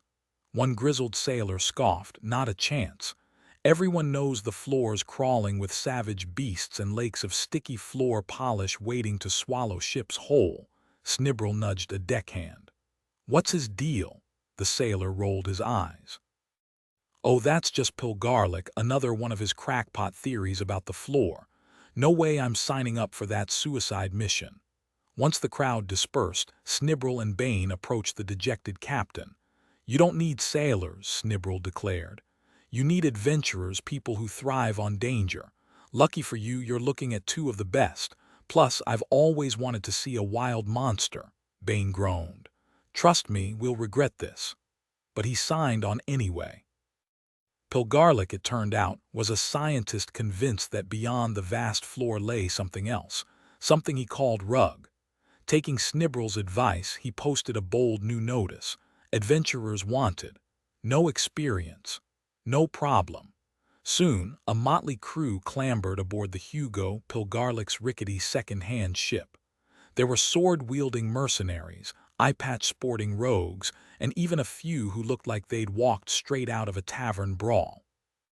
They were exactly the kind of reckless souls who'd either make history or get everyone killed. That night, the Hugo slipped its moorings, its wheels creaking as a faint draft carried it onto the dark expanse of the linoleum. By dawn, Warp on the Lino had vanished behind them, and the ship rolled forward on rubber tires, propelled by a gentle southern breeze into uncharted territory. Pilgarlic hummed cheerfully at the helm, scanning the horizon. Snibble perched in the crow's nest, lost in thought, while Bane sprawled on the deck, already regretting his life choices. The rest of the crew swapped exaggerated tales of past exploits, blissfully unaware of what lay ahead. As the carpet shrank to a distant blur, Snibble couldn't help but wonder, if Rug is real, who, or what, is waiting for us there? The real question wasn't just whether Rug had inhabitants. It was whether those inhabitants would take kindly to uninvited guests. Pilgarlic had warned them Rug would be rougher, wilder than the carpet, so naturally its people would probably match. The floor stretched endlessly beneath them, a dull expanse broken only by the occasional dried-up puddle of polish sprouting wiry, palm-like fibers. Then Snibble spotted a dark smudge on the horizon. "Land ahead," he shouted, and the crew adjusted course. Bane frowned. "That can't be Rug already. We haven't sailed far enough." But as they neared, towering coconut husk fibers rose like jagged cliffs. "Coconut matting," Captain Pilgarlic confirmed. "Marked on the old floor maps, though no one set foot there in ages." They anchored the Hugo close to shore, eager for fresh air. Parrots with neon-bright feathers screeched overhead, while unseen creatures growled from the tangled undergrowth. "Charming place," Bane muttered dryly. The crew lounged on the mat's edge, cracking open coconuts, while Pilgarlic checked their bearings using the light bulb and window ledge as guides. Thwip! An arrow sliced through the captain's hat. "Ambush!" he bellowed. Back to the ship now. More arrows clattered against the hull as they scrambled aboard. Peering over the rail, Snibble saw nothing but shifting shadows among the fibers. Then, rounding the mat's edge, came a fleet of war canoes, each pedal powered, wheels churning, packed with warriors smeared in paint and feathers. "Full speed," Bane barked. The Hugo lurched forward, but the canoes kept pace. Arrows rained down as the ship fled, the warriors' chants fading behind them. Then the wind howled, whipping the Lino into a frenzy. Dust devils spiraled past as the storm hit. "Reef the sails," Pilgarlic shouted too late. The Hugo's sails billowed, lifting the ship until its wheels barely skimmed the floor. Fluff clouds raced past like runaway sheep. Then slam, the world spun. Snibble found himself pinned under Pilgarlic, the ship a splintered mess. He staggered up, gripping the shattered rail. They were wedged in a fluff drift against something massive. Bane stood nearby, dust coating his boots, staring upward. "That," he said slowly, "is a table leg. I thought they were just stories." Pilgarlic groaned, cradling a broken mast. "My ship." Snibble wiped dust from his face. "Time to go." After assessing the damage, the crew realized the Hugo wasn't completely wrecked, just in need of serious repairs. Bane, restless as ever, paced around like a caged animal. The idea of staying put for days made him twitchy, so he convinced Pulgarlic and Snibble to join him on a quick expedition up the table leg. To the untrained eye, a table leg might look smooth, but for them, it was a treacherous climb, full of jagged ridges and deep, gaping woodworm holes that could swallow them whole. Halfway up, they stumbled upon a flock of goats, their silver bells chiming faintly in the thin air. Then from above came the eerie sound of chanting. Rounding a sharp splinter, they spotted it, a tiny monastery clinging to the leg like a dust castle. The monks greeted them warmly, but before the Grand Lama could finish explaining how their telescopes had studied the floor, chaos erupted. A gong shattered the calm. "The abominable woodworm!" someone shrieked. Goats scattered, monks scrambled for cover, and suddenly the three adventurers were left alone on the ledge. A slow, grinding crunch echoed through the wood. Snibble's sword flashed in the dim light. "Any idea what we're dealing with?" Bane cocked his gun. "Only that it's big, ugly, and really, really hungry." Then it appeared, a monstrous, scaled beast with teeth like splinters, gnawing its way toward them. To the carpet people, it might as well have been a dragon. Snibble didn't hesitate. With a battle cry, he slashed at its head. The woodworm reeled back, then lunged. One misstep on the slick wood sent it tumbling off the ledge. Victorious, they returned to the monastery, where the Grand Lama picked up right where they'd left off. "Ah, the rug, dangerous territory. That storm that wrecked your ship, that was just the door opening. Trust me, there are far worse things out there." The Grand Lama warned them the floor was flat, obvious to anyone with eyes, but turning back would be the smarter choice. Snibble, however, insisted they press forward. Grateful for their help with the woodworm, the Lama gifted each of them a pinch of gold dust and sent a monk to guide them safely back to the Hugo. The next morning, the Hugo rolled away on its massive wheels, leaving the tableland behind. The world outside was bizarre, towering cliffs of furniture, a chair looming like a cavernous mountain. Days passed with no sign of Rug. Then Herbert, the first mate, confronted Pulgarlic with most of the crew behind him. "Supplies are running thin, and this is getting too dangerous," he argued. "We want to turn back," Pulgarlic scoffed. "Science demands risk. We've come too far to quit now." Fred, the second mate, grabbed a belaying pin. "Then we'll make you." Bane cocked his blunderbuss. "First mutineer gets a bullet." His rare words carried weight. Most of the crew feared him. The argument grew louder, drowning out the faint thud as the Hugo hit something. "Rug ahead," Snibble shouted. The crew rushed to the rail. The ship had drifted into Rug's tangled fibers while they bickered. Above them, tufts of hair swayed like jungle vines, and strange, colorful birds, feathers shimmering like woven threads, screeched overhead. Tiny eyes blinked between the strands, watching in silent curiosity. The mutiny dissolved instantly. Scouts armed to the teeth, Pulgarlic hadn't forgotten the coconut mat warriors, checked the shore before mooring. "I claim this rug in the name of—" "Well, everyone," Pulgarlic declared, planting a handkerchief on a stick. "Someone take a picture." A crewman snapped a photo with a makeshift camera, upside down, sepia-toned and blurry, but Pulgarlic beamed anyway. That night, Bane's hunting party brought back roast venison, served with fried hardtack and egg sauce. Even Herbert and Fred admitted Rug was worth the trouble. Later, Bane and Snibble stood on deck under a sky thick with unfamiliar stars. "We should keep exploring," Bane murmured. "Something's off. It's too quiet, like someone's holding their breath." The next morning, a small expedition ventured deeper into Rug. Bane, Snibble, Pulgarlic, Orkney the cook, Henry the coxswain, and Dr. Plumbly. The air hummed with unseen tension, as if the fibers themselves were whispering secrets. Bane insisted that 6 people were the perfect number for their journey. Any more would slow them down. They packed enough supplies to last 2 weeks, though the dense jungle seemed determined to swallow them whole as they trudged single file along narrow animal paths. Rug was nothing like the carpet. Here, the fibers grew in thick clumps, with vibrant but deadly plants sprouting between them. The only sounds were the occasional screech of birds and the steady rhythm of their footsteps, thud, thud, thud, crushing the coarse fibers beneath them. After a while, Snibble broke the silence. "You know, this place could be a great home for people. It's way more fertile than the carpet." Bane just grunted. "And what if someone already lives here?" Before Snibble could respond, something hard smacked him in the head and the world went dark. He woke up sprawled under a bush, his skull throbbing. The others were gone, vanished without a trace. Panic clawed at him as he scanned the area. A few bent fibers and disturbed dust were the only signs of a struggle. That had to be his trail.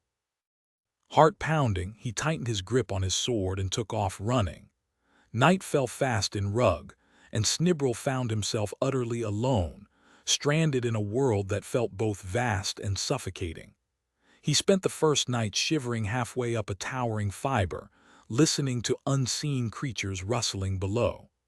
At dawn, he slid down, stomach growling, and forced himself to eat some fruit and eggs before pressing on.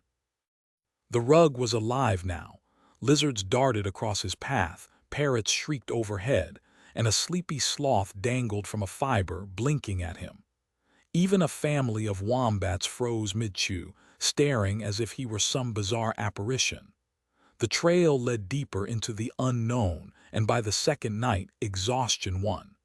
He climbed another fiber, teeth clenched against the cold and fear. When morning came, a sassy green parrot perched on his head, eyeing him sideways before squawking. "If I ever get back to the ship, why did I sign up for this? Where's Snibble?" Squawk. Snibble's heart leapt. "So they're alive. Where are they?" The parrot tilted its head, then took off without another word. Snibble scrambled after it, veering off the path toward the Rug's edge, farther south than where the Hugo had wrecked. He doubled back, nearly colliding with the scene ahead. Bane, Christopher Pilgarlic, and the others were being herded by towering Rug warriors. These fighters were massive, twice the size of carpet folk, armed with spears and chanting as they marched. Staying low, Snibble darted from fiber to fiber, trailing them silently. The emerald-green parrot perched on Bane's shoulder, tucking its head under a wing as they passed through a towering wooden gate. Ahead sprawled a village woven entirely from thick strands of hair, its huts clustered around a gleaming golden pyramid at the center. Warriors with intricate feather headdresses surrounded Bane and his group, their spears glinting in the sunlight. Snibble ducked behind the nearest hut, listening as the tallest warrior spoke in a surprisingly warm tone. Then an elderly man shuffled forward, his voice creaking as he spoke in broken Carpathish. "You come from Big Fellow Canoe?" he asked, squinting at Bane. Bane nodded. "Yes, but why were we taken here? One of our friends is missing." The old man, Toomey, spread his hands. "We welcome you to Rugland. I once sailed carpet in a floor canoe. We brought you for safety. Other tribes here are not so kind. Some would toss you in a stew." Just as Snibble stepped forward to reveal himself, an arrow slammed into the hut beside him. Warriors in black feathered headdresses swarmed over the walls and chaos erupted. The Rumbilo tribe scrambled for weapons, but they were quickly overwhelmed. Soon, Bane and the others were bound and dragged away. "Great. Another mess to fix." Snibble sighed, slipping through the shadows as he trailed the enemy tribe through the dense Rug terrain. The warriors led their captives to a new village, where stakes were driven into the ground. Fires crackled to life, and the ominous sound of chopping vegetables filled the air. From his hiding spot, Snibble heard Pilgarlic mutter, "If we survive this, I swear I'm retiring from exploration." Bane strained against his ropes. "I just hope Snibble's all right."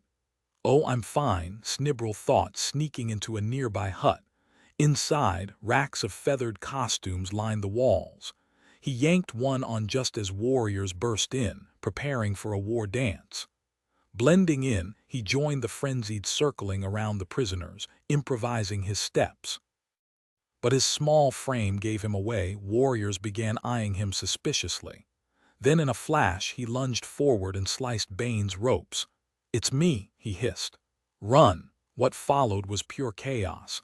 The captives broke free, clashing with their stunned enemies.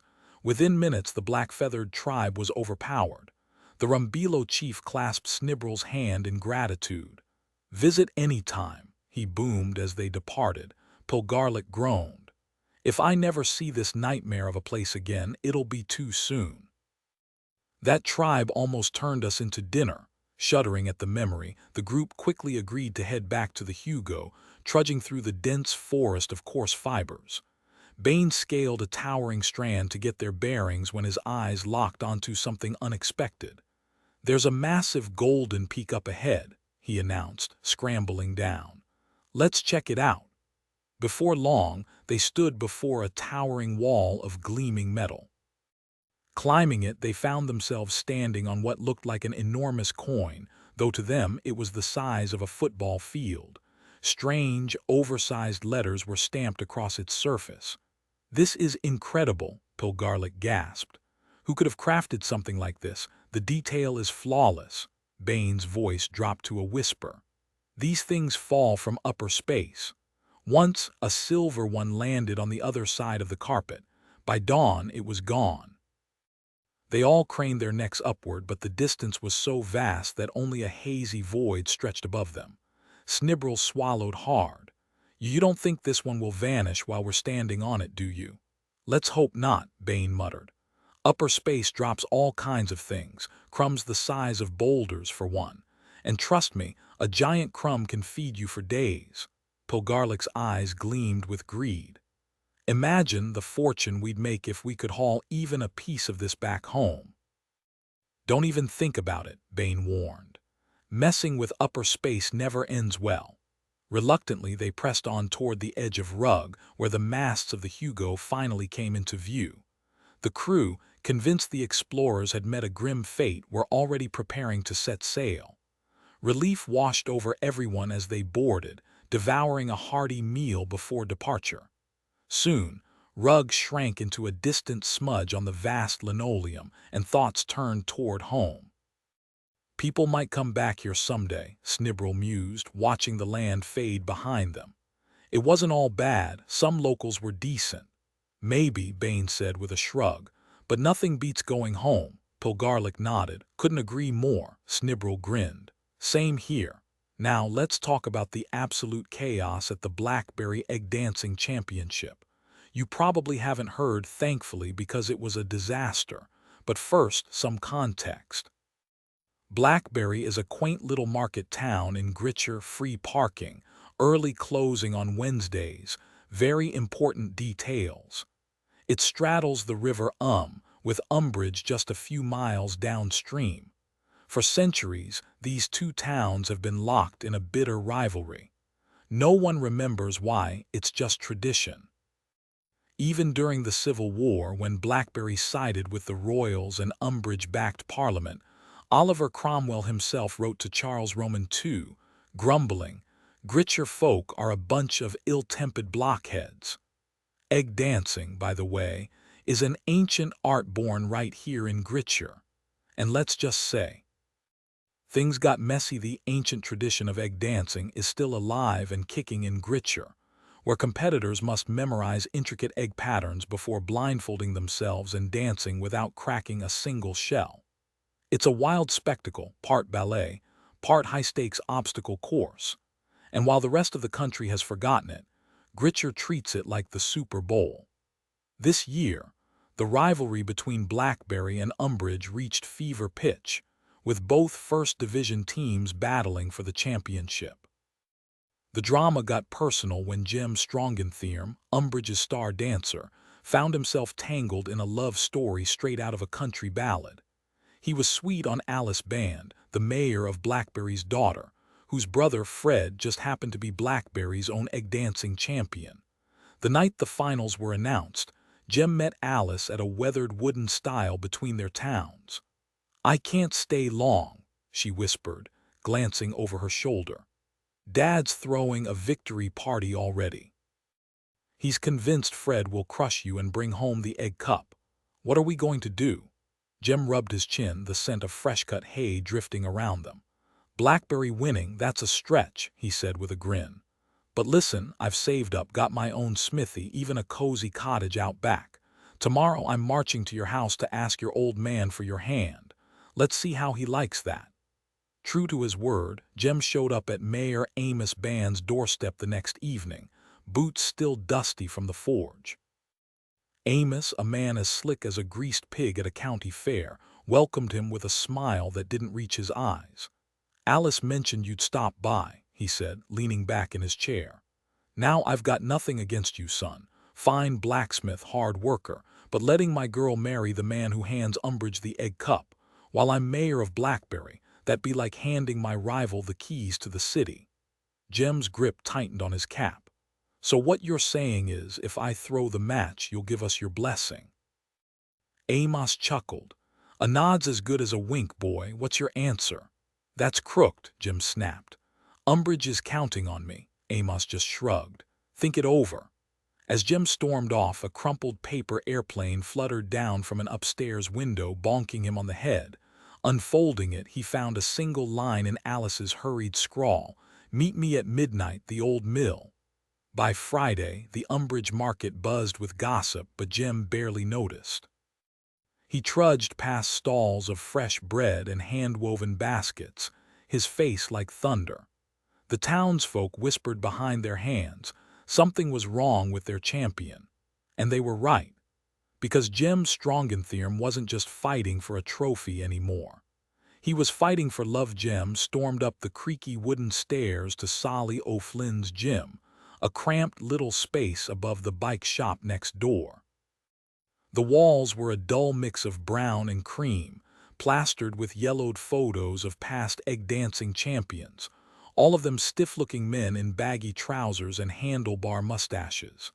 Solly, Jem's perpetually checkered soutane bowler hat-wearing trainer, barely glanced up from his newspaper when Jem burst in. "What's the problem?" Solly muttered, adjusting his hat. "I'm out," Jem snapped. "Betsy Bates can take my spot tomorrow." Betsy was decent, sure, but her footwork had a habit of turning eggs into scrambled messes. Solly nearly choked on his coffee. "You can't bail now. The contracts are signed. You're supposed to dance in the Commonwealth Championship." But Jem was already gone, vanishing so fast that by the time anyone realized he'd skipped town, it was too late. Egg dancing day arrived, and the field outside Blackberry buzzed with excitement. The place was packed. Sideshows, food stalls, and two rival bands blasting music at opposite ends. The Blackberry Silver Band played polite waltzes, while the First Gritcher Bombardiers thundered through their legendary marching tune, "My Old Granddad's Walking Stick," a melody that had supposedly struck fear into hearts from medieval battlefields to World War II. Still, no Jem. Inside the Umbridge tent, Solly was lacing up Betsy's boots, whispering, "Just don't embarrass us too badly." Meanwhile, in the Blackberry tent, Mayor Ban was smugly patting his son Fred on the back. "Go out there and bring that trophy home, boy. Blackberry's counting on you." The loudspeakers crackled to life, "Contestants, prepare." But the announcement barely reached Alice Band, locked in her bedroom, sulking by the window. Then thunk! A ladder smacked against the sill, and Jem's grinning face appeared. "Pack a bag, Alice," he said. "Let's ditch this circus and elope to Gretna Green while everyone's distracted." Alice crossed her arms. "Not a chance. I won't marry a coward who runs from egg dancing. You march back there right now and win, then we'll talk about Gretna Green." Back at the field, the referee raised his whistle, but half a mile away, a rickety cart careened down the cobblestones, Jem at the reins and Alice clinging to the seat like her life depended on it. "Your dad's gonna kill me," Jem yelled over the clatter of wheels. Alice just laughed. "Let him try." Alice's voice cut through the crowd as she shouted, "He's right here." The moment Jem Strongentheum burst onto the field, the audience erupted into cheers. Horses thundered past, kicking up dust as Jem scrambled onto the stage, taking his place among the scattered eggs. Betsy, relieved, tossed him her blindfold. No way she stood a chance against Fred, but Jem just might. The referee hesitated, then shrugged. "All right then, may the best dancer win." she announced before signaling the band to strike up the music. Blindfolded, the two finalists began moving like cats on a scorching rooftop, careful, quick, and just a little desperate. At first, the rhythm was steady, but Jem quickly realized Fred wasn't just good, he was dangerously good. Down in the stands, Amos' band muttered curses under his breath. "That Strongentheum kid's too slick," he grumbled. "If this keeps up, Fred's toast. We gotta do something." 10 brutal rounds later, the score was dead even. Jem had cracked 4 eggs and obliterated one, costing him extra points, while Fred had 6 cracks. The crowd buzzed as the president of the egg dancing board stepped forward. "History in the making, folks," she declared. "Since we've got a tie, we're doing a dance-off and the song, 'The Irish Washerwoman.'" She paused, flipping through her notes. "Oh, and double speed." The audience gasped. That tune was infamous for turning even the best dancers into stumbling, egg-crushing disasters. "You know the one? Deedle-dee, yeah, that nightmare." The judge called for a lunch break, sending everyone scrambling toward the food tents. Jem barely touched his plate, third helping of beef dumplings and pudding untouched, while Fred paced, sweating. Meanwhile, parked in a rusty sedan a few hundred yards away, 2 very obvious criminals peered through binoculars. Their car, helpfully labeled Crooks in bright red, left no room for confusion. "That trophy's gotta be worth a fortune, Mugsy," one muttered. "Easily a few grand," his brother Slugsy agreed. "Chaos after the dance-off, perfect time to swipe it. Now what's for lunch?" As they dug into a suspiciously greasy pork pie, Fred was having a full-blown meltdown. "Dad, I can't do it," he whined. "That speed's insane. I'll crack every egg out there." The crowd held its breath as the 2 competitors stepped onto the dance floor for the final round of the Gritcher Egg Dancing Championship. A maze of delicate eggs surrounded them. Their blindfolds were tied tight, and the first Gritcher Bombardier's band launched into the lively tune of the Irish Washerwoman. The dance was on. Meanwhile, in the judges' tent, all eyes were fixed on the competition, except for one pair of hands carefully slicing open the canvas. Slugsy Nails, dressed like a cartoon burglar in a striped shirt and eye mask, reached in and swiped the gleaming egg cup, stuffing it into a sack labeled swag in bold letters. Jem Strongentheum, sweating under his blindfold, could feel eggshells crunching beneath his boots, but something was off. Fred Band's eggs just rolled away unharmed. "How's he doing that?" Jem muttered, nearly tripping over his own feet. Amos Band, Blackberry's grinning mayor, clapped his hands while Alice Band, Jem's loyal supporter, gnawed on her handkerchief from the cart's high seat. That's when she spotted Slugsy and Mugsy sneaking toward their beat-up sedan, the suspiciously lumpy bag swinging between them. "Thieves!" she shrieked. "Stop them!" Jem ripped off his blindfold, vaulted off the stage, and landed in the cart with a thud. The music screeched to a halt as they took off in hot pursuit. The Crook's car tore through empty streets, Jem's cart rattling close behind. Then came the chaos. The Bombardier's band still playing from their Jeep, cops pedaling furiously on bikes, Mayor Amos flooring his Rolls-Royce, and a parade of townsfolk, plus a pack of excited dogs joining the chase. The getaway car swerved wildly down Slade Street, but Jem wasn't giving up. With a running leap, he launched himself onto their trunk. Mugsy turned, eyes wide with panic, just before the car plowed through lampposts and mailboxes like a bowling ball. The sack went flying, and so did the egg cup, glinting in the sunlight as it arced through the air. "Now that's what I call a grand finale," Alice thought, gripping the cart's edge as the whole town erupted into shouts, and Barks-Alice snatched the cup midair as Jem emerged from the wreckage, a crooked grin on his face and a sack slung over each shoulder. The rest of the chase party arrived just in time to witness the scene. Well, Amos Band drawled, arms crossed. "Thanks for retrieving the cup. It'll look real nice on Fred's shelf since, according to Rule 198, Jem's disqualified for ditching the dance early." Before anyone could protest, Fred stepped forward, shuffling his feet. "Actually, Dad, that doesn't count. I was dancing on fake eggs. You gave them to me, remember?" Amos's jaw dropped. "Fred." "Sorry," Fred muttered, rubbing the back of his neck. "I just couldn't go through with it." The crowd erupted into cheers as they all headed back to the field, where Jem was officially awarded the Egg Cup, his to keep after 3 straight wins. Then, in a twist no one saw coming, Jem announced he and Alice were getting married. Amos, caught off guard, could only grumble before arranging for them to use Blackberry Cathedral. The night ended with fireworks lighting up the sky and couples dancing under a massive orange moon, the kind you only see in places like Gritcher, where time moves a little slower. Edwo the boring night once. There was a king with 3 sons, because, let's be honest, kings always have spares. The youngest, Edwo, wasn't your typical charming prince. While his brothers were decent enough, Edwo was the kind of guy who'd ruin a party by lecturing everyone on the molecular structure of cheese. One day the king sighed and told his prime minister, "It's time the boys went out to seek their fortunes." Translation: find rich princesses. "Great idea," the minister said flatly.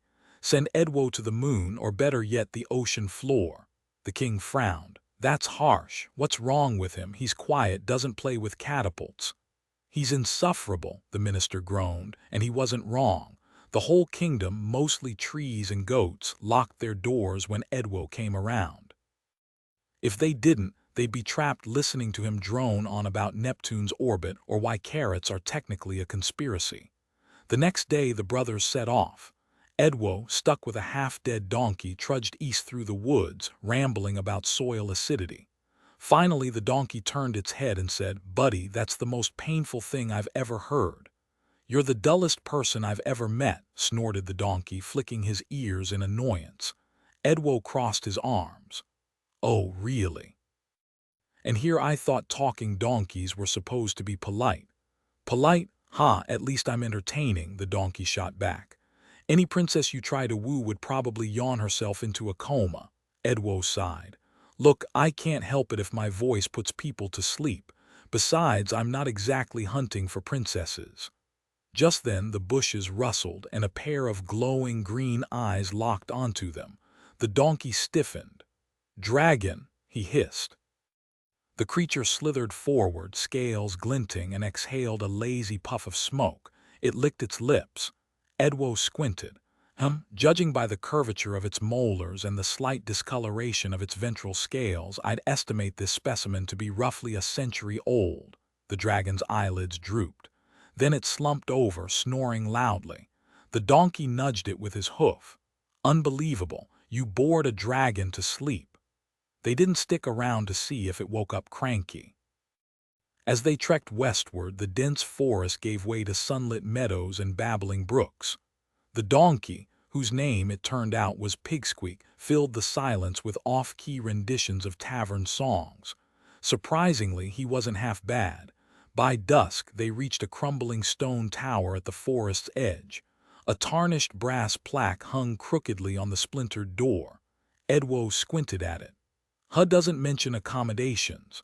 Hope this wizard's hospitable." He lifted the heavy knocker, and after a long pause, the door creaked open to reveal a small bear in a flour-dusted apron. "The wizard's busy," it grunted. Edwo cleared his throat. "Actually, we were hoping for a place to stay the night." The bear's expression softened. "Oh, well, that's different. Can't be too careful. Half the kingdom's after him for unpaid potion ingredients. I'm Tootle. Come in." He ushered them inside, adding, "Lucky timing, really. Mr. Golightly's in a bit of a pickle." Muffled shouting erupted from the next room. Edwo hesitated. What kind of mess could a wizard possibly be in? He pushed the door open.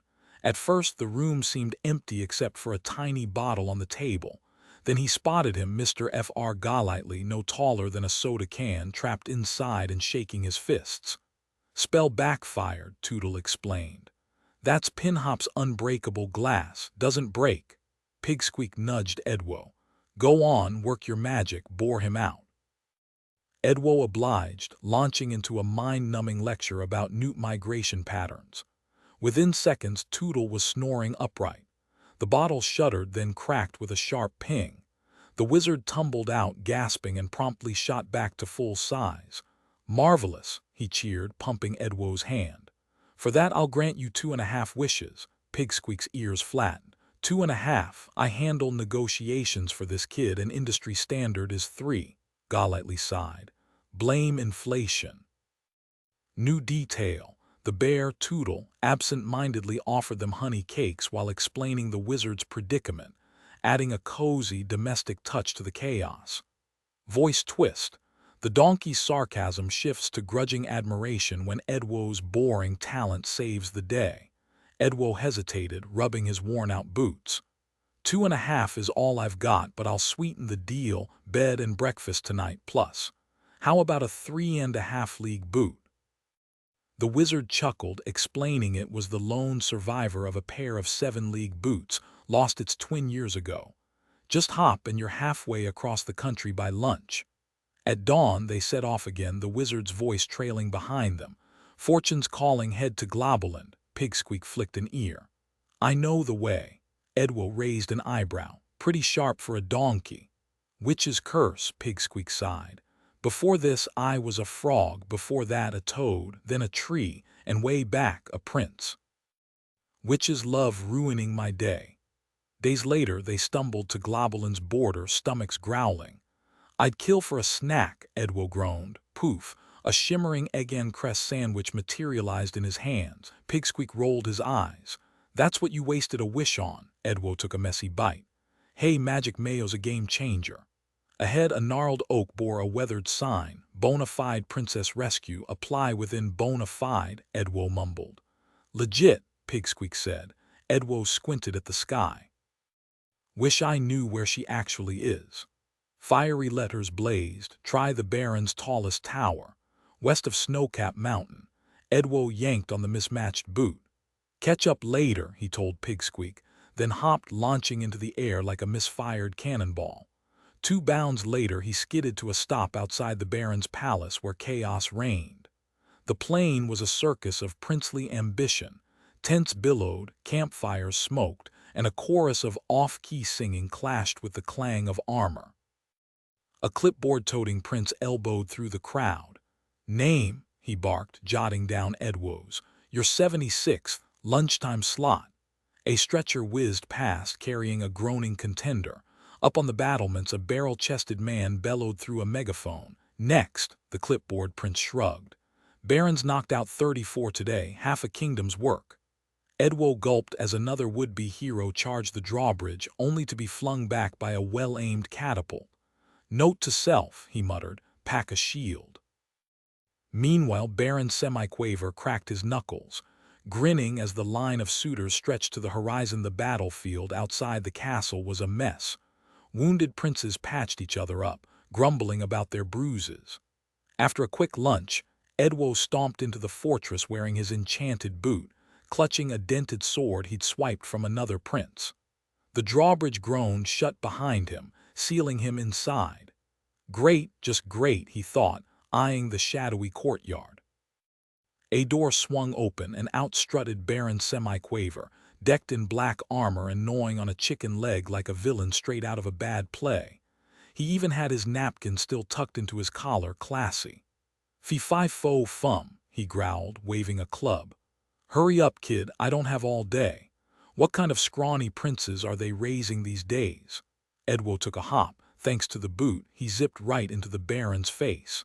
He swung the sword, but it shattered against the armor. The Baron cackled like a hyena with a megaphone. Edwo bolted, scrambling up a winding staircase, dodging through rooms crammed with cobwebbed armor and portraits of frowning ancestors. Behind him, the Baron's heavy footsteps shook the floorboards. Finally, he skidded to a stop at a barred door where Princess Kedja peered out. Here to rescue you, he panted. Just give me a second. Then it hit him, half a wish left. As the Baron charged, club raised, Edwo's mind raced.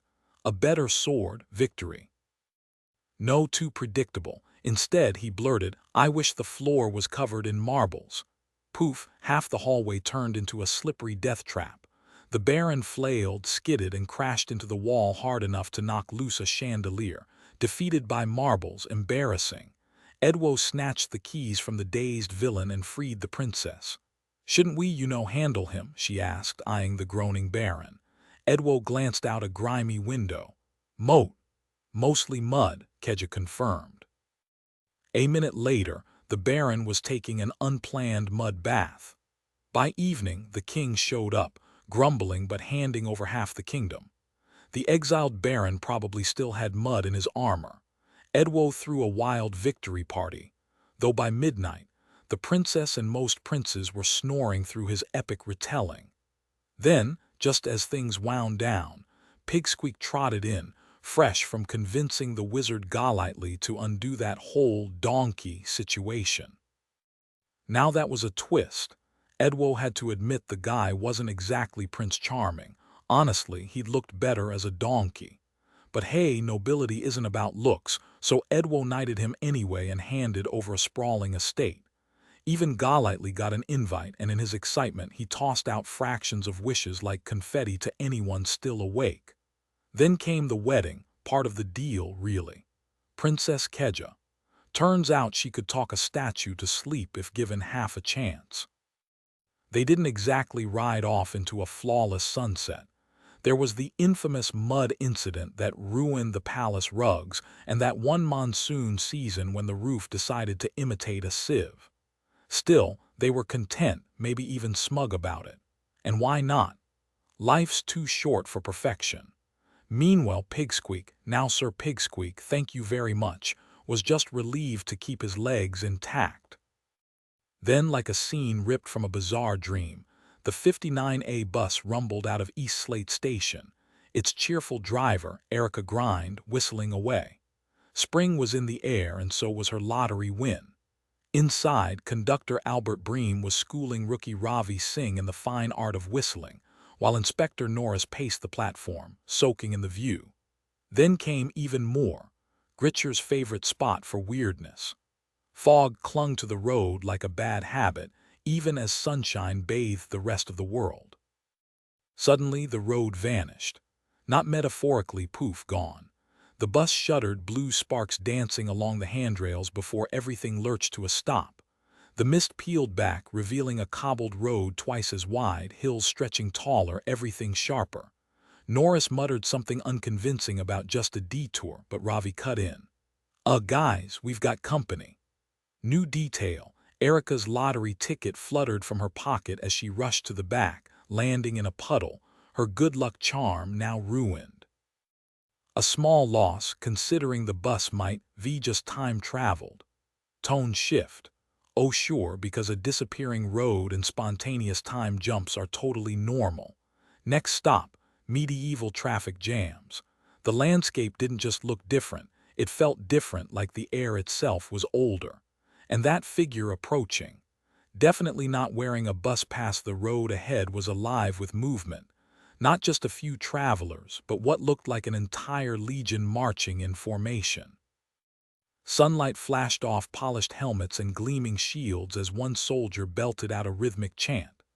Their commander nearly collided with the bus before noticing it, jerking to a halt with a startled, "By Jupiter, what in Hades is this?" Ravi's stomach dropped.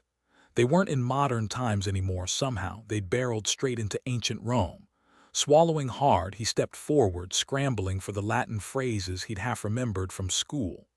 "Hail, mighty Caesar," he tried, wincing at his own hesitation. The officer's eyebrows shot up. "You're Romans." "Absolutely," Ravi blurted, improvising wildly. "This, mechanical elephant, imperial inspection vehicle, state-of-the-art, and these are my colleagues, Brutus Bream, General Claudia Grind, Spartacus Norris, I'm Cassius Singhis." He adjusted his turban, praying it passed for some bold new fashion in the empire. Erica Grind nudged him. "Nice save," she muttered. The Roman, Antonius Casca, grinned. A relief to find civilized men in this barbarian backwater. A mechanical elephant, eh? Fascinating. Minutes later, the bus, now dubbed Mechanical Elephant Lixa, was rumbling down the cobbled road, packed with giddy centurions who whooped like kids on a roller coaster. Instead of bus fare, Conductor Bream's pouch jingled with gold coins. "Next stop, Aesticus Latinium," he announced, ringing the bell with a flourish. But the town wasn't the one they'd left. Chariots clattered past, and crowds gawked as if the bus had fallen from the sky. A pompous official stormed toward them, flanked by guards. Erica's grip tightened on the wheel. "We need to go, now." Just as the soldiers lunged forward, the bus shuddered violently, then vanished. This time the ride was longer, stranger, the world outside dissolving into swirling mist and neon streaks. Inspector Norris's gold watch spun like a frenzied top. Ravi stared out, heart pounding. Where or when would they land next? Crash! The impact sent them lurching. Behind them, a knight in black armor sprawled in the dirt, swearing colorfully as his horse bolted. A girl in a flowing dress broke from the stunned crowd, leaping onto the bus steps. "Save me from Baron Bonebuster," she cried, flinging her arms around Ravi. He yanked the bell rope. The engine roared. "I'm Lady Kathleen," she gasped. "You're the king's men, aren't you?" I'd nearly lost hope. Ravi exchanged a glance with Erica. Yeah, the king sent us." The bus hurtled forward, leaving the shouting knights and another century far behind. "Wait, which king are you talking about?" "King Arthur, obviously." The group exchanged uneasy glances as armored knights thundered behind the bus, arrows clattering against the rear sign. One even pierced Inspector Norris's hat. He'd always imagined himself as some noble knight, but now, with an arrow sticking out of his cap, the fantasy felt less appealing. Meanwhile, Lady Kathleen sat perfectly calm, as if this were just another Tuesday. "Merlin sent us," Ravi blurted, figuring an explanation was overdue. "He conjured this moving fortress with magic." Lady Kathleen scoffed. "Please, this is a 59A from East Slate." She went on to explain how she'd once been a bus conductor on the 35 relief route. When crossing even more, the engine made a strange noise, and suddenly they were parked in King Arthur's summer castle. That was a year ago. "What happened to your bus after that?" Conductor Bream asked. "No clue. I stepped off and poof, it vanished." Ravi's stomach dropped. "What happens when the bus runs out of fuel?" "It stops permanently." "Oh, great," Ravi groaned. "We've barely got 2 gallons left." Thwack! An arrow slammed into the back tire. "And the nearest mechanic is a millennium away," Driver Grind wailed. The knights closed in, surrounding the bus. Within minutes, the crew was tied to the handrails while Baron Bonebuster's men dragged the vehicle away. Lady Kathleen was tossed onto a horse, and the Baron led the bizarre procession back to his fortress. The bus baffled him, but fear.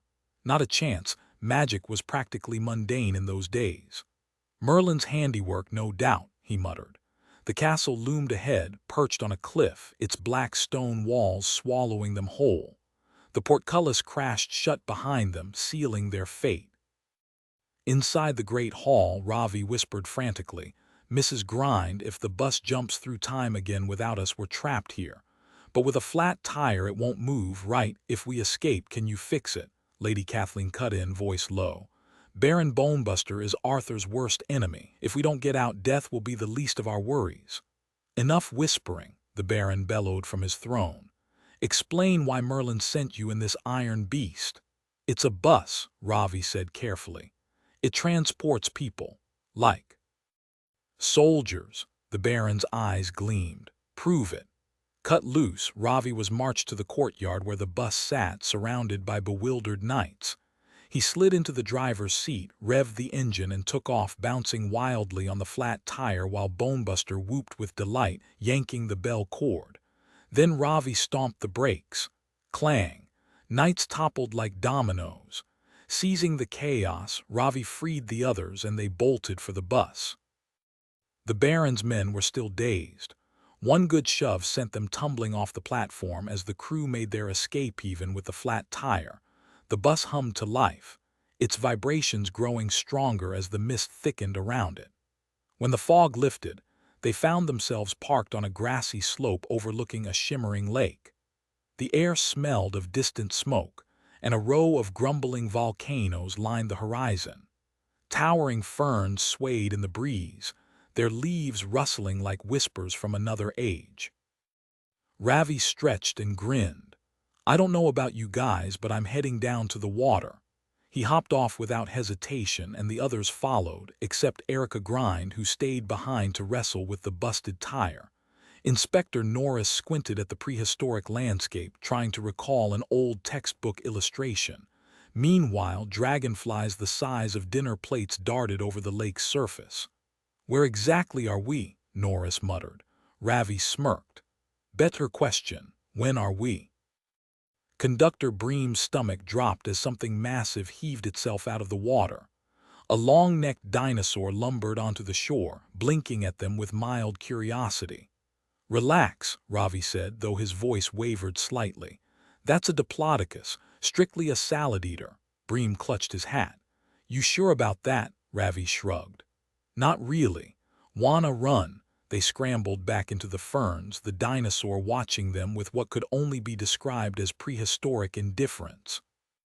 "Okay, so we're way back," Ravi muttered. "Just pray we don't bump into a T-Rex. Those guys don't do small talk." Kathleen folded her arms. "Anything else we should be worried about?" "Oh, you know," Ravi said cheerfully. "Quicksand, killer bugs, erupting volcanoes, boiling springs, earthquakes, and the occasional lightning storm. Should I keep going?" Bream groaned. "Hard pass." Back at the bus, Erica wiped grease from her hands. "This tire's toast. And after that bone-rattling trip from Camelot, I doubt this old girl can handle another jump." "So we're stuck here," the group chorused. "Yep." Kathleen sighed and reached for the lunchboxes stashed overhead. "Might as well eat while we figure this out." As they settled on the bus steps, Ravi launched into a crash course on the Mesozoic era. Erica frowned at the horizon. "You said there aren't any people yet, right?" "Not for a few million years. Why?" she pointed. "Then what's that?" A thin trail of smoke curled above the ferns, too steady to be a volcano. Ravi's eyes lit up. "Grab anything that looks like a weapon. Let's move." Armed with wrenches and a bent railing, they charged into the undergrowth.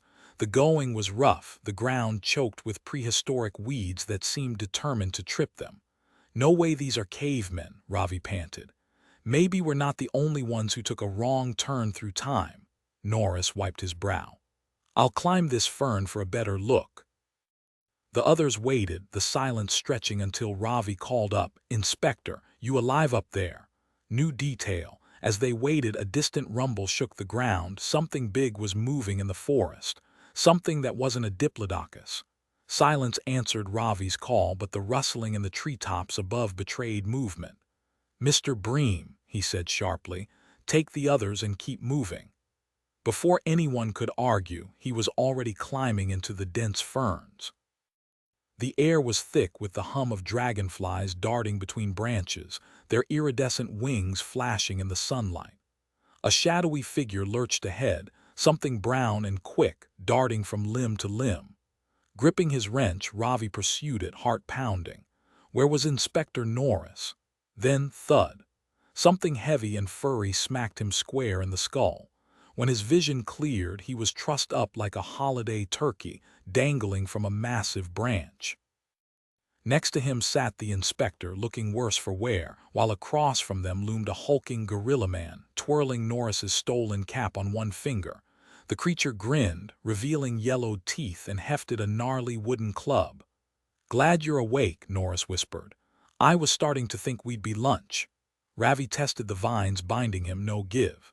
Then, just as despair crept in, a voice hissed near his ear, "Play it cool, I've got you." A blade whispered through the creepers. "Now jump." They plummeted, crashing through foliage until their boots hit dirt. A scruffy man in a grimy jumpsuit waved them forward. "About time someone showed up," he panted as they sprinted. "Name's Arnold Primley, used to collect trash in East Slate. One minute I'm hauling bins, the next I'm dodging medieval spears." Ravi wheezed. "We had Romans and knights." "That smoke signal yours," Arnold nodded. His garbage truck had been stranded in the jungle for months, out of gas. They reached the clearing where the others waited beside the overgrown vehicle. 8 men howled in the distance. Ravi's mind raced. Grab a wheel now. Mud sucked at their heels as they bolted for the bus, rolling the salvaged tire between them. Then roar. The dinosaur emerged, locking eyes with the gorilla tribe. Chaos erupted. With seconds to spare, they wrenched the new wheel on, engines roaring to life. As the prehistoric brawl raged behind them, the bus lurched forward. This time, no time fog swallowed them. Instead, the world melted and reshaped beneath their wheels. Forests vanished, glaciers surged and retreated, and the river swelled, carving civilization into the land. Erica white-knuckled the wheel, muttering, "Next stop somewhere normal."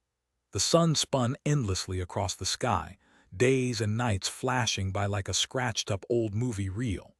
Before long, the jagged silhouette of East Slate came into view, just a few hundred years left on the clock. Now Driver Grind had gotten pretty good at these time-warping bus routes.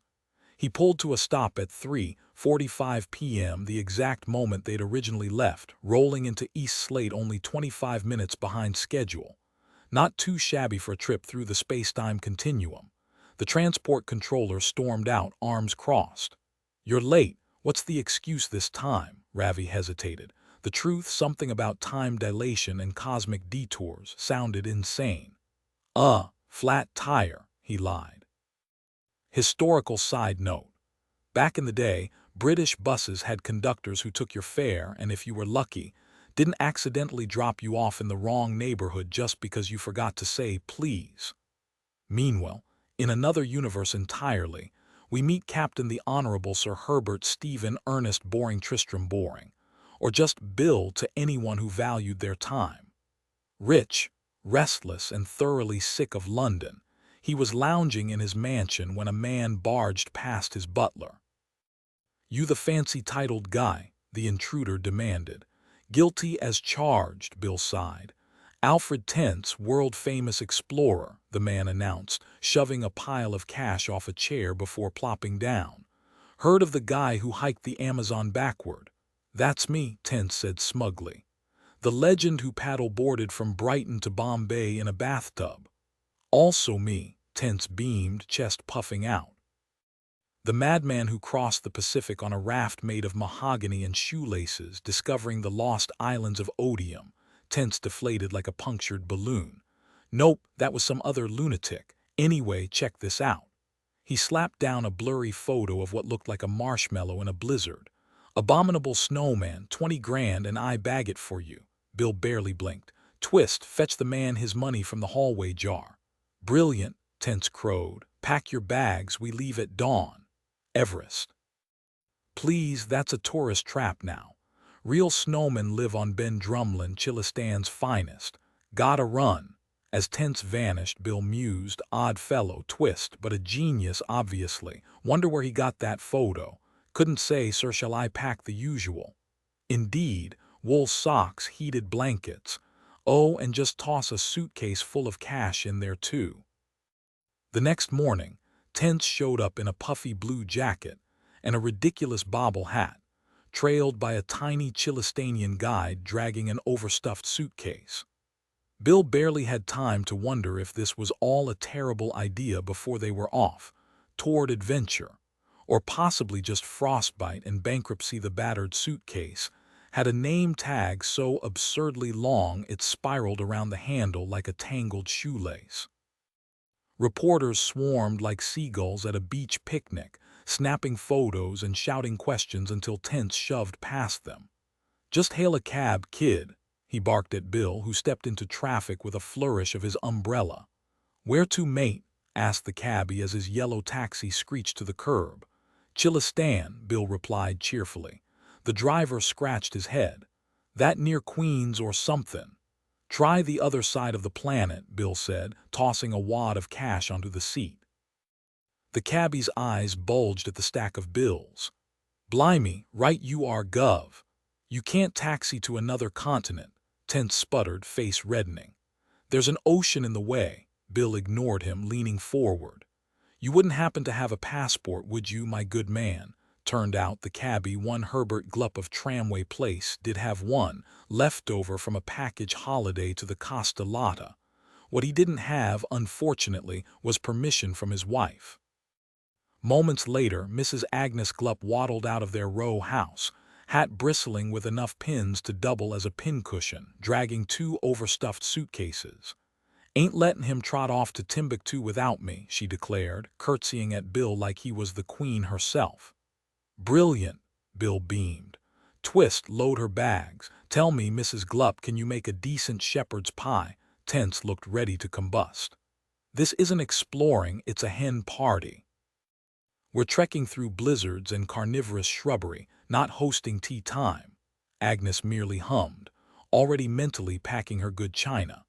By sunset, they were barreling through French countryside, Herbert white-knuckling the wheel while Agnes reminisced about her Costa Lotta timeshare. Bill, ever the improviser, bought a seaside villa on the spot. The Glupps splashed in the surf like overjoyed toddlers, shoes dangling from their necks, while Tense sweated buckets in his Arctic-grade gear. Twist, ever proper, buried his nose in the Times and the Chilistanian Guide. Having claimed the taxi's trunk as his new apartment, refused to budge. Then Twist cleared his throat. "Sir," he murmured, tapping the newspaper, "you might want to see this." New detail: the villa's previous owner left behind a cryptic map in the pantry. Mrs. Glupp nearly used it as a trivet before Bill snatched it away. Voice twist, from chaotic comedy to sudden intrigue. Just as everyone relaxes, Twist's ominous tone hints the real adventure hasn't even started. The newspaper headline caught everyone off guard. "Arbrovian expedition sets out to hunt the abominable snowman on Ben Drumlin." Tense nearly lost it. "They're beating us to it. My entire plan is ruined." Bill snatched the paper, scanning it quickly. "Hold on, this says they just left for Chilistan. We can still get there first. Quit panicking, Tense. Twist, find me a phone now." Within minutes they were crammed into a taxi, speeding toward Nasty Airport. "Runway 3 and step on it," Bill barked at Mr. Glupp. The next thing they knew, they were rolling up a ramp into the belly of a massive cargo plane, its engines already roaring. "How'd you pull this off?" Tense gasped. Bill smirked. "Bought it, perks of being filthy rich, no waiting around." Mrs. Glupp clutched her hat nervously. "Oh dear, I've never flown before." She plopped down, setting her hat on what she thought was a table until Twist cleared his throat. "Sir, we appear to be moving. Also, there's a rather upset gentleman in uniform chasing us, shouting something rather ungentlemanly. I suspect he's the pilot." The plane lurched forward, picking up speed as the runway's end loomed dangerously close. "Anyone got a bright idea?" Tense muttered. Silence. Then, without a word, their Chilistanian guide nudged a lever. The plane jerked into the air. He calmly flipped a few switches, and suddenly they were soaring. "Since when does he know how to fly?" Bill demanded. Tense shrugged. "Last week he was herding camels. Guess he's full of surprises." What followed was less a flight and more a roller coaster. Loops, dives under power lines, a near-vertical climb, before finally leveling out toward Chilistan.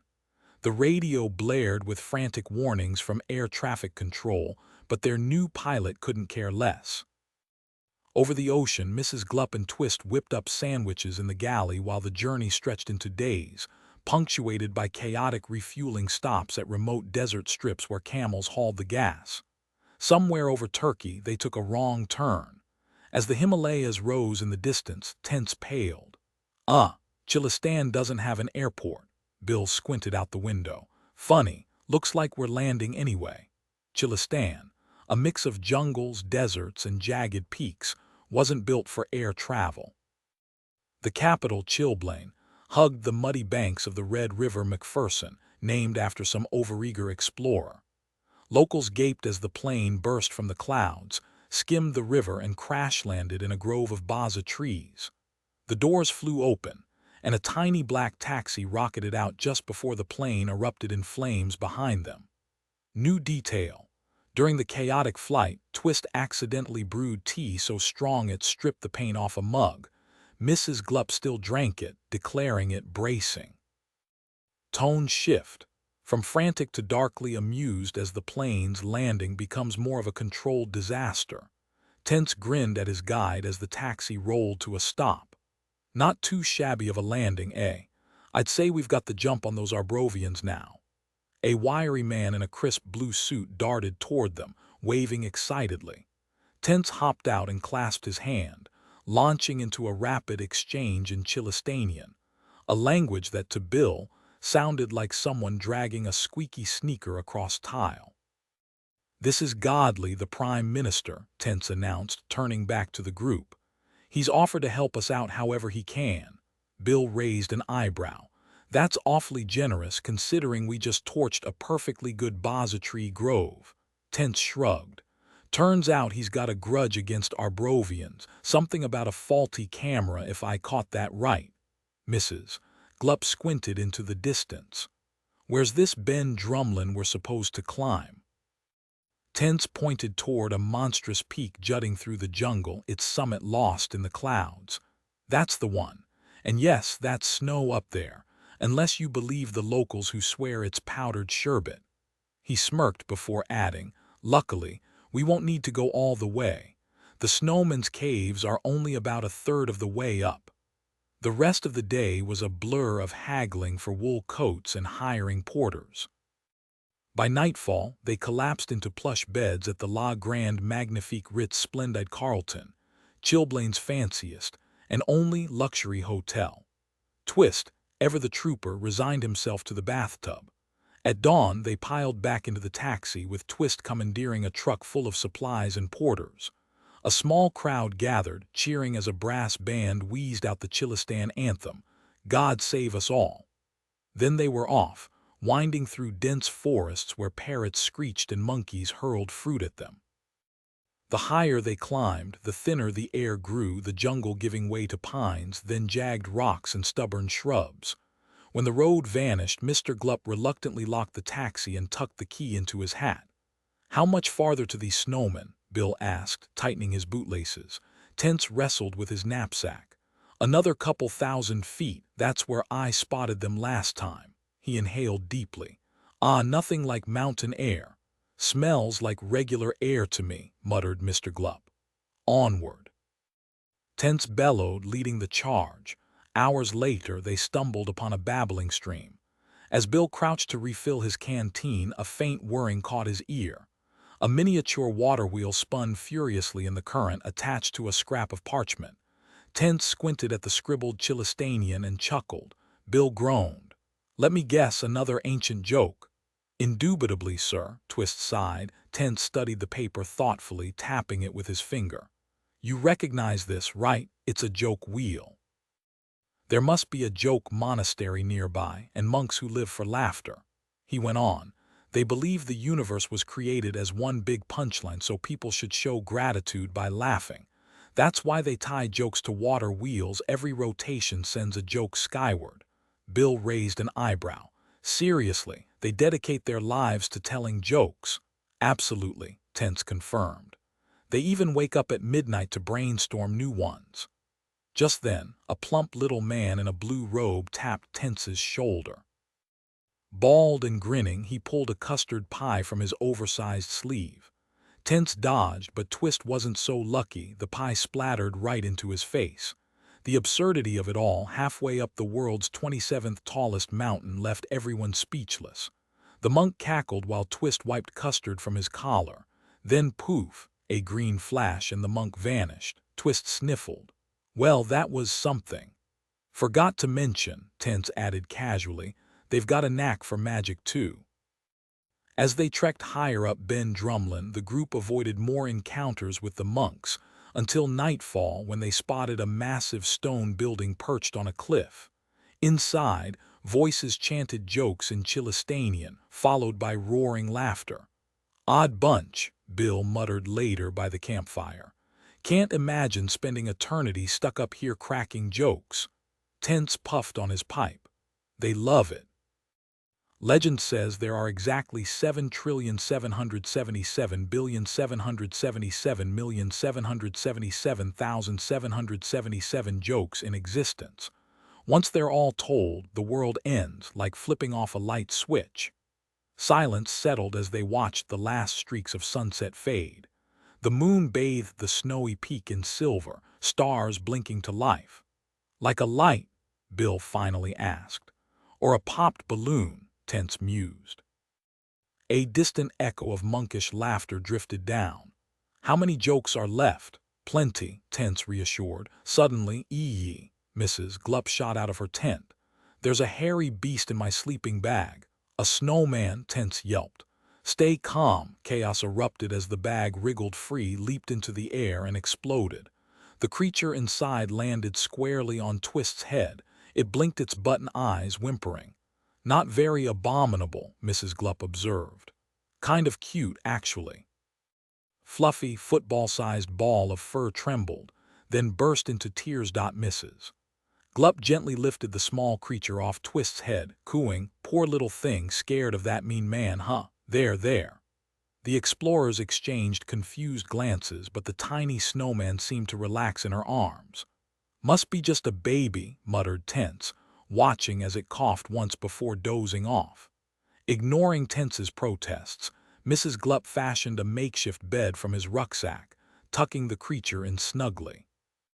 As the team settled into their tents, questions swirled. How had this baby snowman ended up in their camp? That night, Bill's dreams spiraled into chaos. A robed joke monk lounged in a tub of custard, droning on with the 7,777,777,777,777th joke, the one destined to end the world. Tense hurled sleeping bags in a futile attempt to silence him, but the monk just kept going. Bang! Bill jolted awake. Darkness. Something heavy pressed on his chest. This is it, he thought, the apocalypse. Nope, just the tent collapsing. Wriggling free, he peeked outside to pure pandemonium. Tents sprinted in circles, waving a rifle. Tents flattened, voices shouting over the blizzard. Something massive and furry had stormed the camp, snatching Twist before vanishing into the storm. Had to be an adult snowman, Tense declared, spotting enormous three-toed footprints in the snow, each nearly 3 feet long. Bill gulped. "Well, guess we're going after it." The others stayed behind, huddled around the rekindled fire, while Tense and Bill trudged up Ben Drumlin, bundled in parkas and armed. The tracks led them over boulders, across icy gaps, along precarious cliffs, until noon when they vanished into a shadowy cave. Tense scooped up Twist's abandoned bowler hat. "He's in there," he sighed. "After you," Bill said, eyeing the darkness. Inside, Tense's flashlight revealed only glistening icicles and damp stone. The silence was deafening until a tap on Bill's shoulder made him freeze. "Wait, Tense is ahead of me." His brain short-circuited. If Tense is in front, then the thing behind me is. He whirled around with a shriek. Towering over him was an abominable snowman, a shaggy 7-foot-tall beast with feet like sleds. More lurked behind it. The leader grunted something unintelligible. "Come again," Bill stammered. Before they could react, furry hands shoved them deeper into the cavern where candlelight revealed Twist sipping soup against a wall. "Ah, good morning," he said dryly. "Bit of a predicament, wouldn't you say? I've been detained." Tense and Bill gaped. The cave wasn't just a hideout, it was a snowman stronghold. New detail: the cave walls were carved with strange symbols, glowing faintly in the candlelight, like some ancient snowman language. Bill couldn't shake the feeling they were being watched by more than just the creatures in front of them. Tone shift. From frantic to darkly humorous, of course, Bill thought, because why wouldn't a kidnapped butler be casually dining with monsters? Next thing, Twist would ask for a wine pairing. The towering snowman leader moved closer, gripping a stick in his furry hand, and began sketching in the dirt near Bill's boots. One by one, rough illustrations took shape. First, a tiny snowman darting from the cave, then a crude outline of the expedition's campsite. followed by a shaky depiction of Twist standing beside the little creature. The snowman jabbed at the drawing, flailing his arms wildly. "Call me crazy," muttered Tense, "but I think he's saying they're keeping Twist as collateral until we return the kid." Bill frowned. "Except we didn't take him, he showed up on his own." The snowman scratched out another message, this time with chilling clarity. Unless Bill retrieved the little one, alone, Tense and Twist would be tossed off the cliffs at sunset. "Well," Tense said dryly, "nothing like a deadline to motivate a guy." "Better run." Escorted out of the cave, Bill sprinted down the icy slopes of Ben Drumlin, dodging gaping crevasses and sliding across frozen ridges. He tumbled through snowdrifts, crashed into hidden ice caves, and finally stumbled into camp, lungs burning. Mrs. Gluck was spooning mushed-up biscuit porridge into the baby snowman's mouth. Without wasting a second, Bill snatched the squeaking bundle and charged back up the mountain, the tiny creature clinging to his backpack like a terrified koala. Scaling cliffs with nothing but sheer will and a prayer, he burst into the cave just as the sun dipped below the horizon. "Time out," he wheezed. "Delivery complete."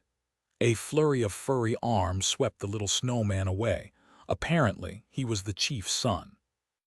The chieftain waddled over, shook Tense's hand, then pointed eagerly at the camera. "Photos?" Tense grinned. "Say no more." For the next 30 minutes, the snowmen hammed it up, posing stiffly in rows, slinging arms around Bill, balancing Twist's bowler hat on their heads, even attempting handstands with mixed success. Honestly, they looked about as abominable as a pile of overgrown teddy bears. Tense, though, was ecstatic. "These'll land me a spot in the Royal Zoological Society's Hall of Fame," he crowed. After farewells, the trio trudged back to camp.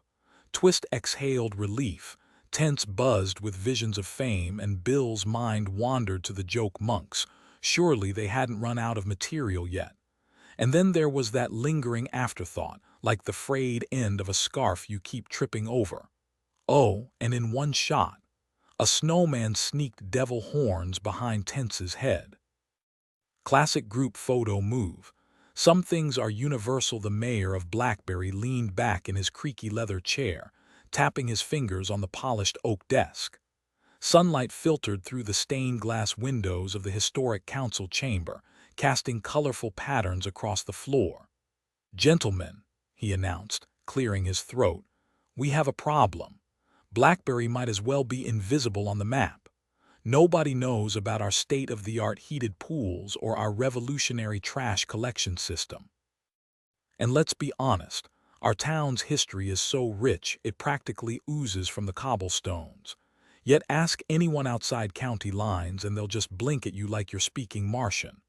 The council members shifted in their seats, some doodling absent-mindedly on their notepads. Alderman Nigel Lamebucket finally broke the silence.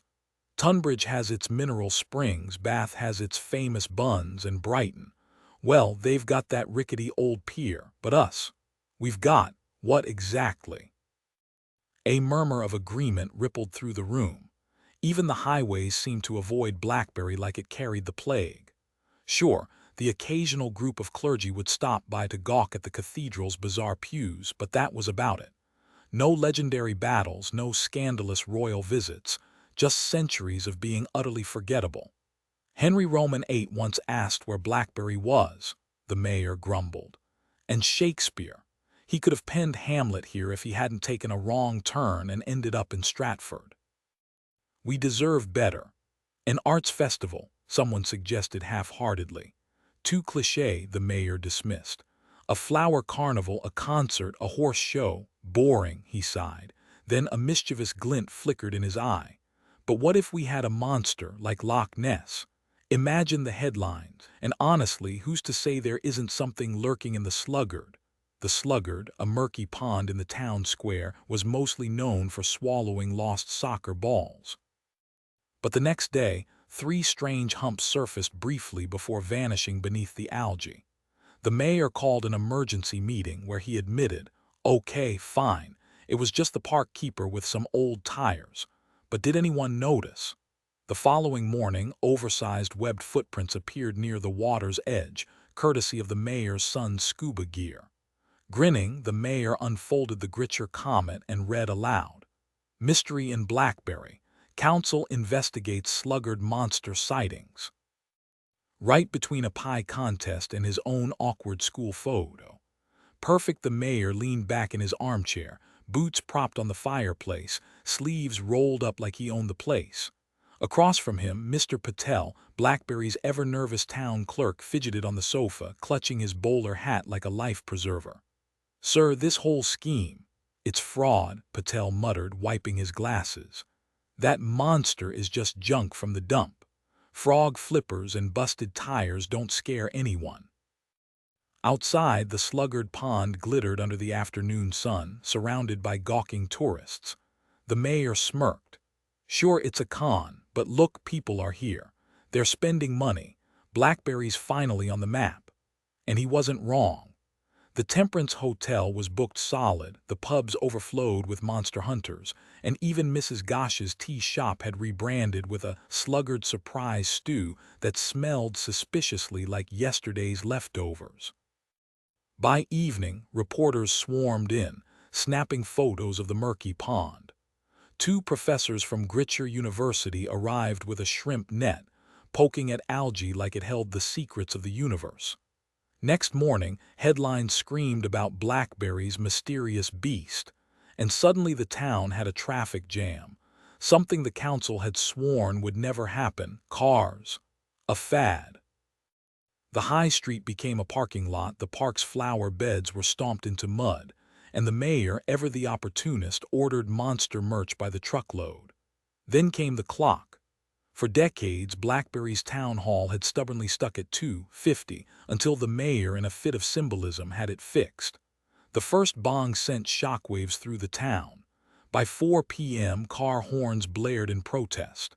By 5, an angry mob demanded answers. By 6, fireworks were involved. At 7, a jet roared overhead. Turns out even flight paths were being rerouted for monster tourism. By 8, locals wanted the beast hunted down, and by 9, the park keeper sneezed his way into the mayor's office, red-nosed and miserable. "This got out of hand fast," the mayor admitted, rubbing his temples. The door creaked open. Speak of the devil, there was the park keeper, looking like a drowned rat. "Boss," he croaked, "we might ve overdone it." The mayor sighed. "Yeah, but hey, at least we're famous." The park keeper stood there looking like a complete mess. Blue and white striped swim trunks that went down to his knees, oversized flippers, his official hat dangling sideways, duckweed clinging to his clothes, and a muddy white mustache. To top it off, he had 3 inflated inner tubes strapped around his waist with a clothesline. "Honestly," the mayor said, crossing his arms, "you couldn't fool a toddler with that getup. My Aunt Mabel looked more like a monster, and she was just a sweet old lady with a bad perm." The keeper sneezed, shaking off clumps of pond scum. "With all due respect, sir, I quit. Gardening, sure, pretending to be a lake monster, not my thing." He squelched away, leaving wet footprints behind. The mayor sighed. The guy had a real talent for growing sunflowers, but now the whole town was a disaster. Traffic jams, noise, trash everywhere, and worst of all, it was his fault. He'd been the one to suggest the whole monster stunt in the first place. He rushed to the recreation ground, barely recognizing the place. The once tranquil pond was now surrounded by bleachers and a chaotic funfair. Flower beds were trampled, and a kid smeared cotton candy on his coat as they ran past. "This is all my fault," he muttered. Then, a sudden scream erupted from the crowd near the pond. The mayor pushed through, expecting the keeper's ridiculous costume again, but this time 3 eerie humps broke the water's surface. "Enough already," the mayor shouted. "Come out." A massive, scaly head emerged, its saucer-like eyes locking onto him. This was no costume. Long green tendrils hung from its face like a beard, and pearly scales glistened under the sun. With a hiss like a boiling tea kettle, the creature hauled itself onto land, webbed feet sinking into the mud. Then whoosh, leathery wings unfurled, sending people scrambling. The monster lazily flapped into the air, took a bite out of the helter-skelter like it was a snack, and vanished toward the ocean. Within hours, Blackberry was a ghost town. The mayor chased down the park keeper, pleading with him to stay, then called an emergency council meeting. "That thing's been lurking in our pond for centuries," he admitted. "And honestly, good luck to any other town it decides to visit." He sent someone up the clock tower to stop time again. And just like that, Blackberry returned to its peaceful, forgotten rhythm, where every afternoon felt like it was forever. 10 minutes to 3, Father Christmas was sprawled out on the couch, snoring softly with a newspaper draped over his face like a makeshift blanket. Across the room, Mrs. Christmas sat by the crackling fireplace, mending his socks with a sigh. "Honestly, you only work one night a year now," she muttered, threading her needle. "Even with overtime pay, those reindeer aren't cheap to feed. Maybe it's time you found a real job, sweetheart." Father Christmas jolted awake, blinking. "A what now?" "A job," she repeated, tossing him another sock. "Something to keep you busy and bring in some extra cash. Who knows, you might even like it." He stroked his beard thoughtfully. "But I have a reputation to uphold." Then it hit him, she wasn't wrong. He'd always dreamed of driving a steam engine as a kid. What else could he do? The next morning, he swapped his iconic red suit for an old gray one, grabbed the sandwiches Mrs. Christmas packed, and headed to the local job center. The clerk's eyes nearly popped out of his head. "Wait, you're the Father Christmas? No way, you brought me a toy train when I was 9. "Ah, yes," Father Christmas chuckled, settling into the chair. "The blue one with the working whistle." The clerk tapped his pen, frowning at the application. "So, you fly without a license, break into homes via chimneys, which, let's be honest, sounds sketchy, and your main skill is giving things away. Any experience with animals?" Father Christmas perked up. "Reindeer, polar bears, the occasional penguin." "Perfect," the clerk grinned. "Blackberry Zoo's hiring. Tell them I sent you. They might even give you a snazzy uniform." The next day, chaos erupted. Within hours, the job center's phone rang off the hook with an enraged zoo manager screaming about escaped monkeys, free elephant rides, they loved it, and somehow flying hippos. Father Christmas slunk back in, still in his zoo shirt, looking like a kid who'd been caught sneaking extra cookies. The clerk folded his arms. "Well, that went great." "I got carried away," Father Christmas mumbled. "They didn't have reindeer, so I improvised." The clerk sighed. "Any other career dreams? Astronaut, cowboy?" Father Christmas brightened. "Both," the clerk groaned. "Let's stick to one disaster at a time." The job counselor glanced at the list and shook his head. "Not much demand for that these days, but hey, how about selling ice cream? We've got an opening for an ice cream truck driver." 2 hours later, Santa found himself nervously steering a neon yellow and pink van out of the Blackberry Ice Cream Co. The words "Mr. Freeze" splashed across the side in bold letters. He pulled over at a busy corner, and before long a line of kids stretched down the sidewalk. The first boy ordered a small cone, but Santa frowned at the meager scoop. "That's hardly enough," he muttered, piling on 2 extra heaps of vanilla, a waffle cone, a handful of chocolate sprinkles, and a few maraschino cherries for good measure. "There you go, kiddo, 20 cents. The boy's eyes widened, and soon, word spread like wildfire. Kids swarmed the truck as Santa gleefully crafted towering, syrup-drenched masterpieces, charging pennies or sometimes nothing at all. "This is the best job ever," he thought, grinning as he handed out another overstuffed cone. But the joy was short-lived. The job counselor stormed in later, clutching a furious call from the ice cream company. "You just gave away $100 worth of product for $7, he snapped. "They're livid." Santa slumped, fiddling with his mittens. "I just couldn't bear to charge those little ones full price," he admitted with a sniffle. The counselor sighed. "All right, let's try something simpler. How about gardening?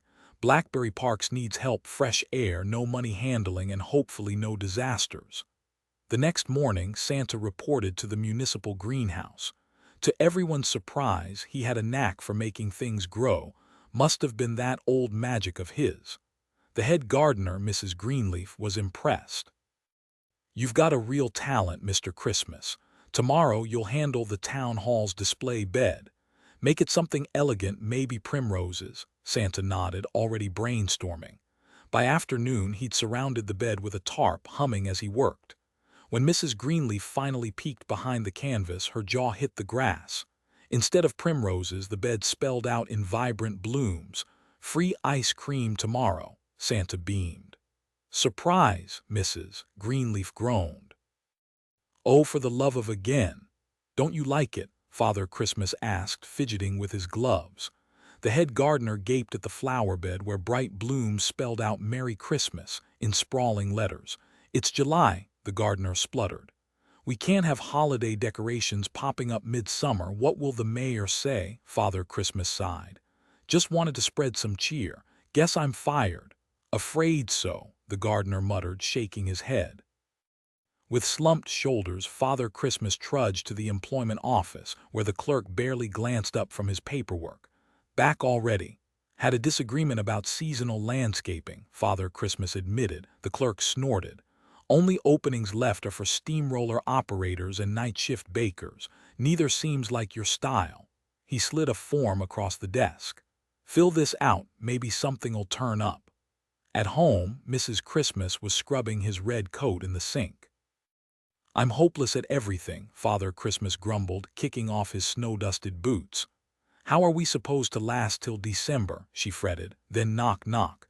The clerk stood panting on their doorstep, waving the form. "You're how old? 600. Why didn't you mention that?" Father Christmas blinked. "Does it matter?" "Matter, you qualify for backdated state pension payments. 5 centuries worth, that's a fortune." "A pension," Father Christmas chuckled. "Well, isn't that something? Come in, tea's just brewed." And that's how Father Christmas ended up buying every kid in town a deluxe model train set that year. Footnote: last spotted soaring toward Africa, where a group of fed-up hippos decided conservation was overrated and staged a grand escape. About the author: Sir Terry Pratchett, yes, knighted for his brilliance, is a literary legend blending wit and wild imagination. He penned his first stories at 17, and by 1971 the Carpet People launched his career. With over 50 books, including the iconic Discworld registered series set on a turtle-born planet, he's a Carnegie Medal winner, The Amazing Morris and His Educated Rodents, and a global bestseller, translated into 38 languages. 80 million copies sold. Just a casual milestone if you're eager to dive deeper into the whimsical world of Sir Terry Pratchett. His official website is the perfect place to start. There, you'll find everything from his beloved Discworld series to his standalone adventures.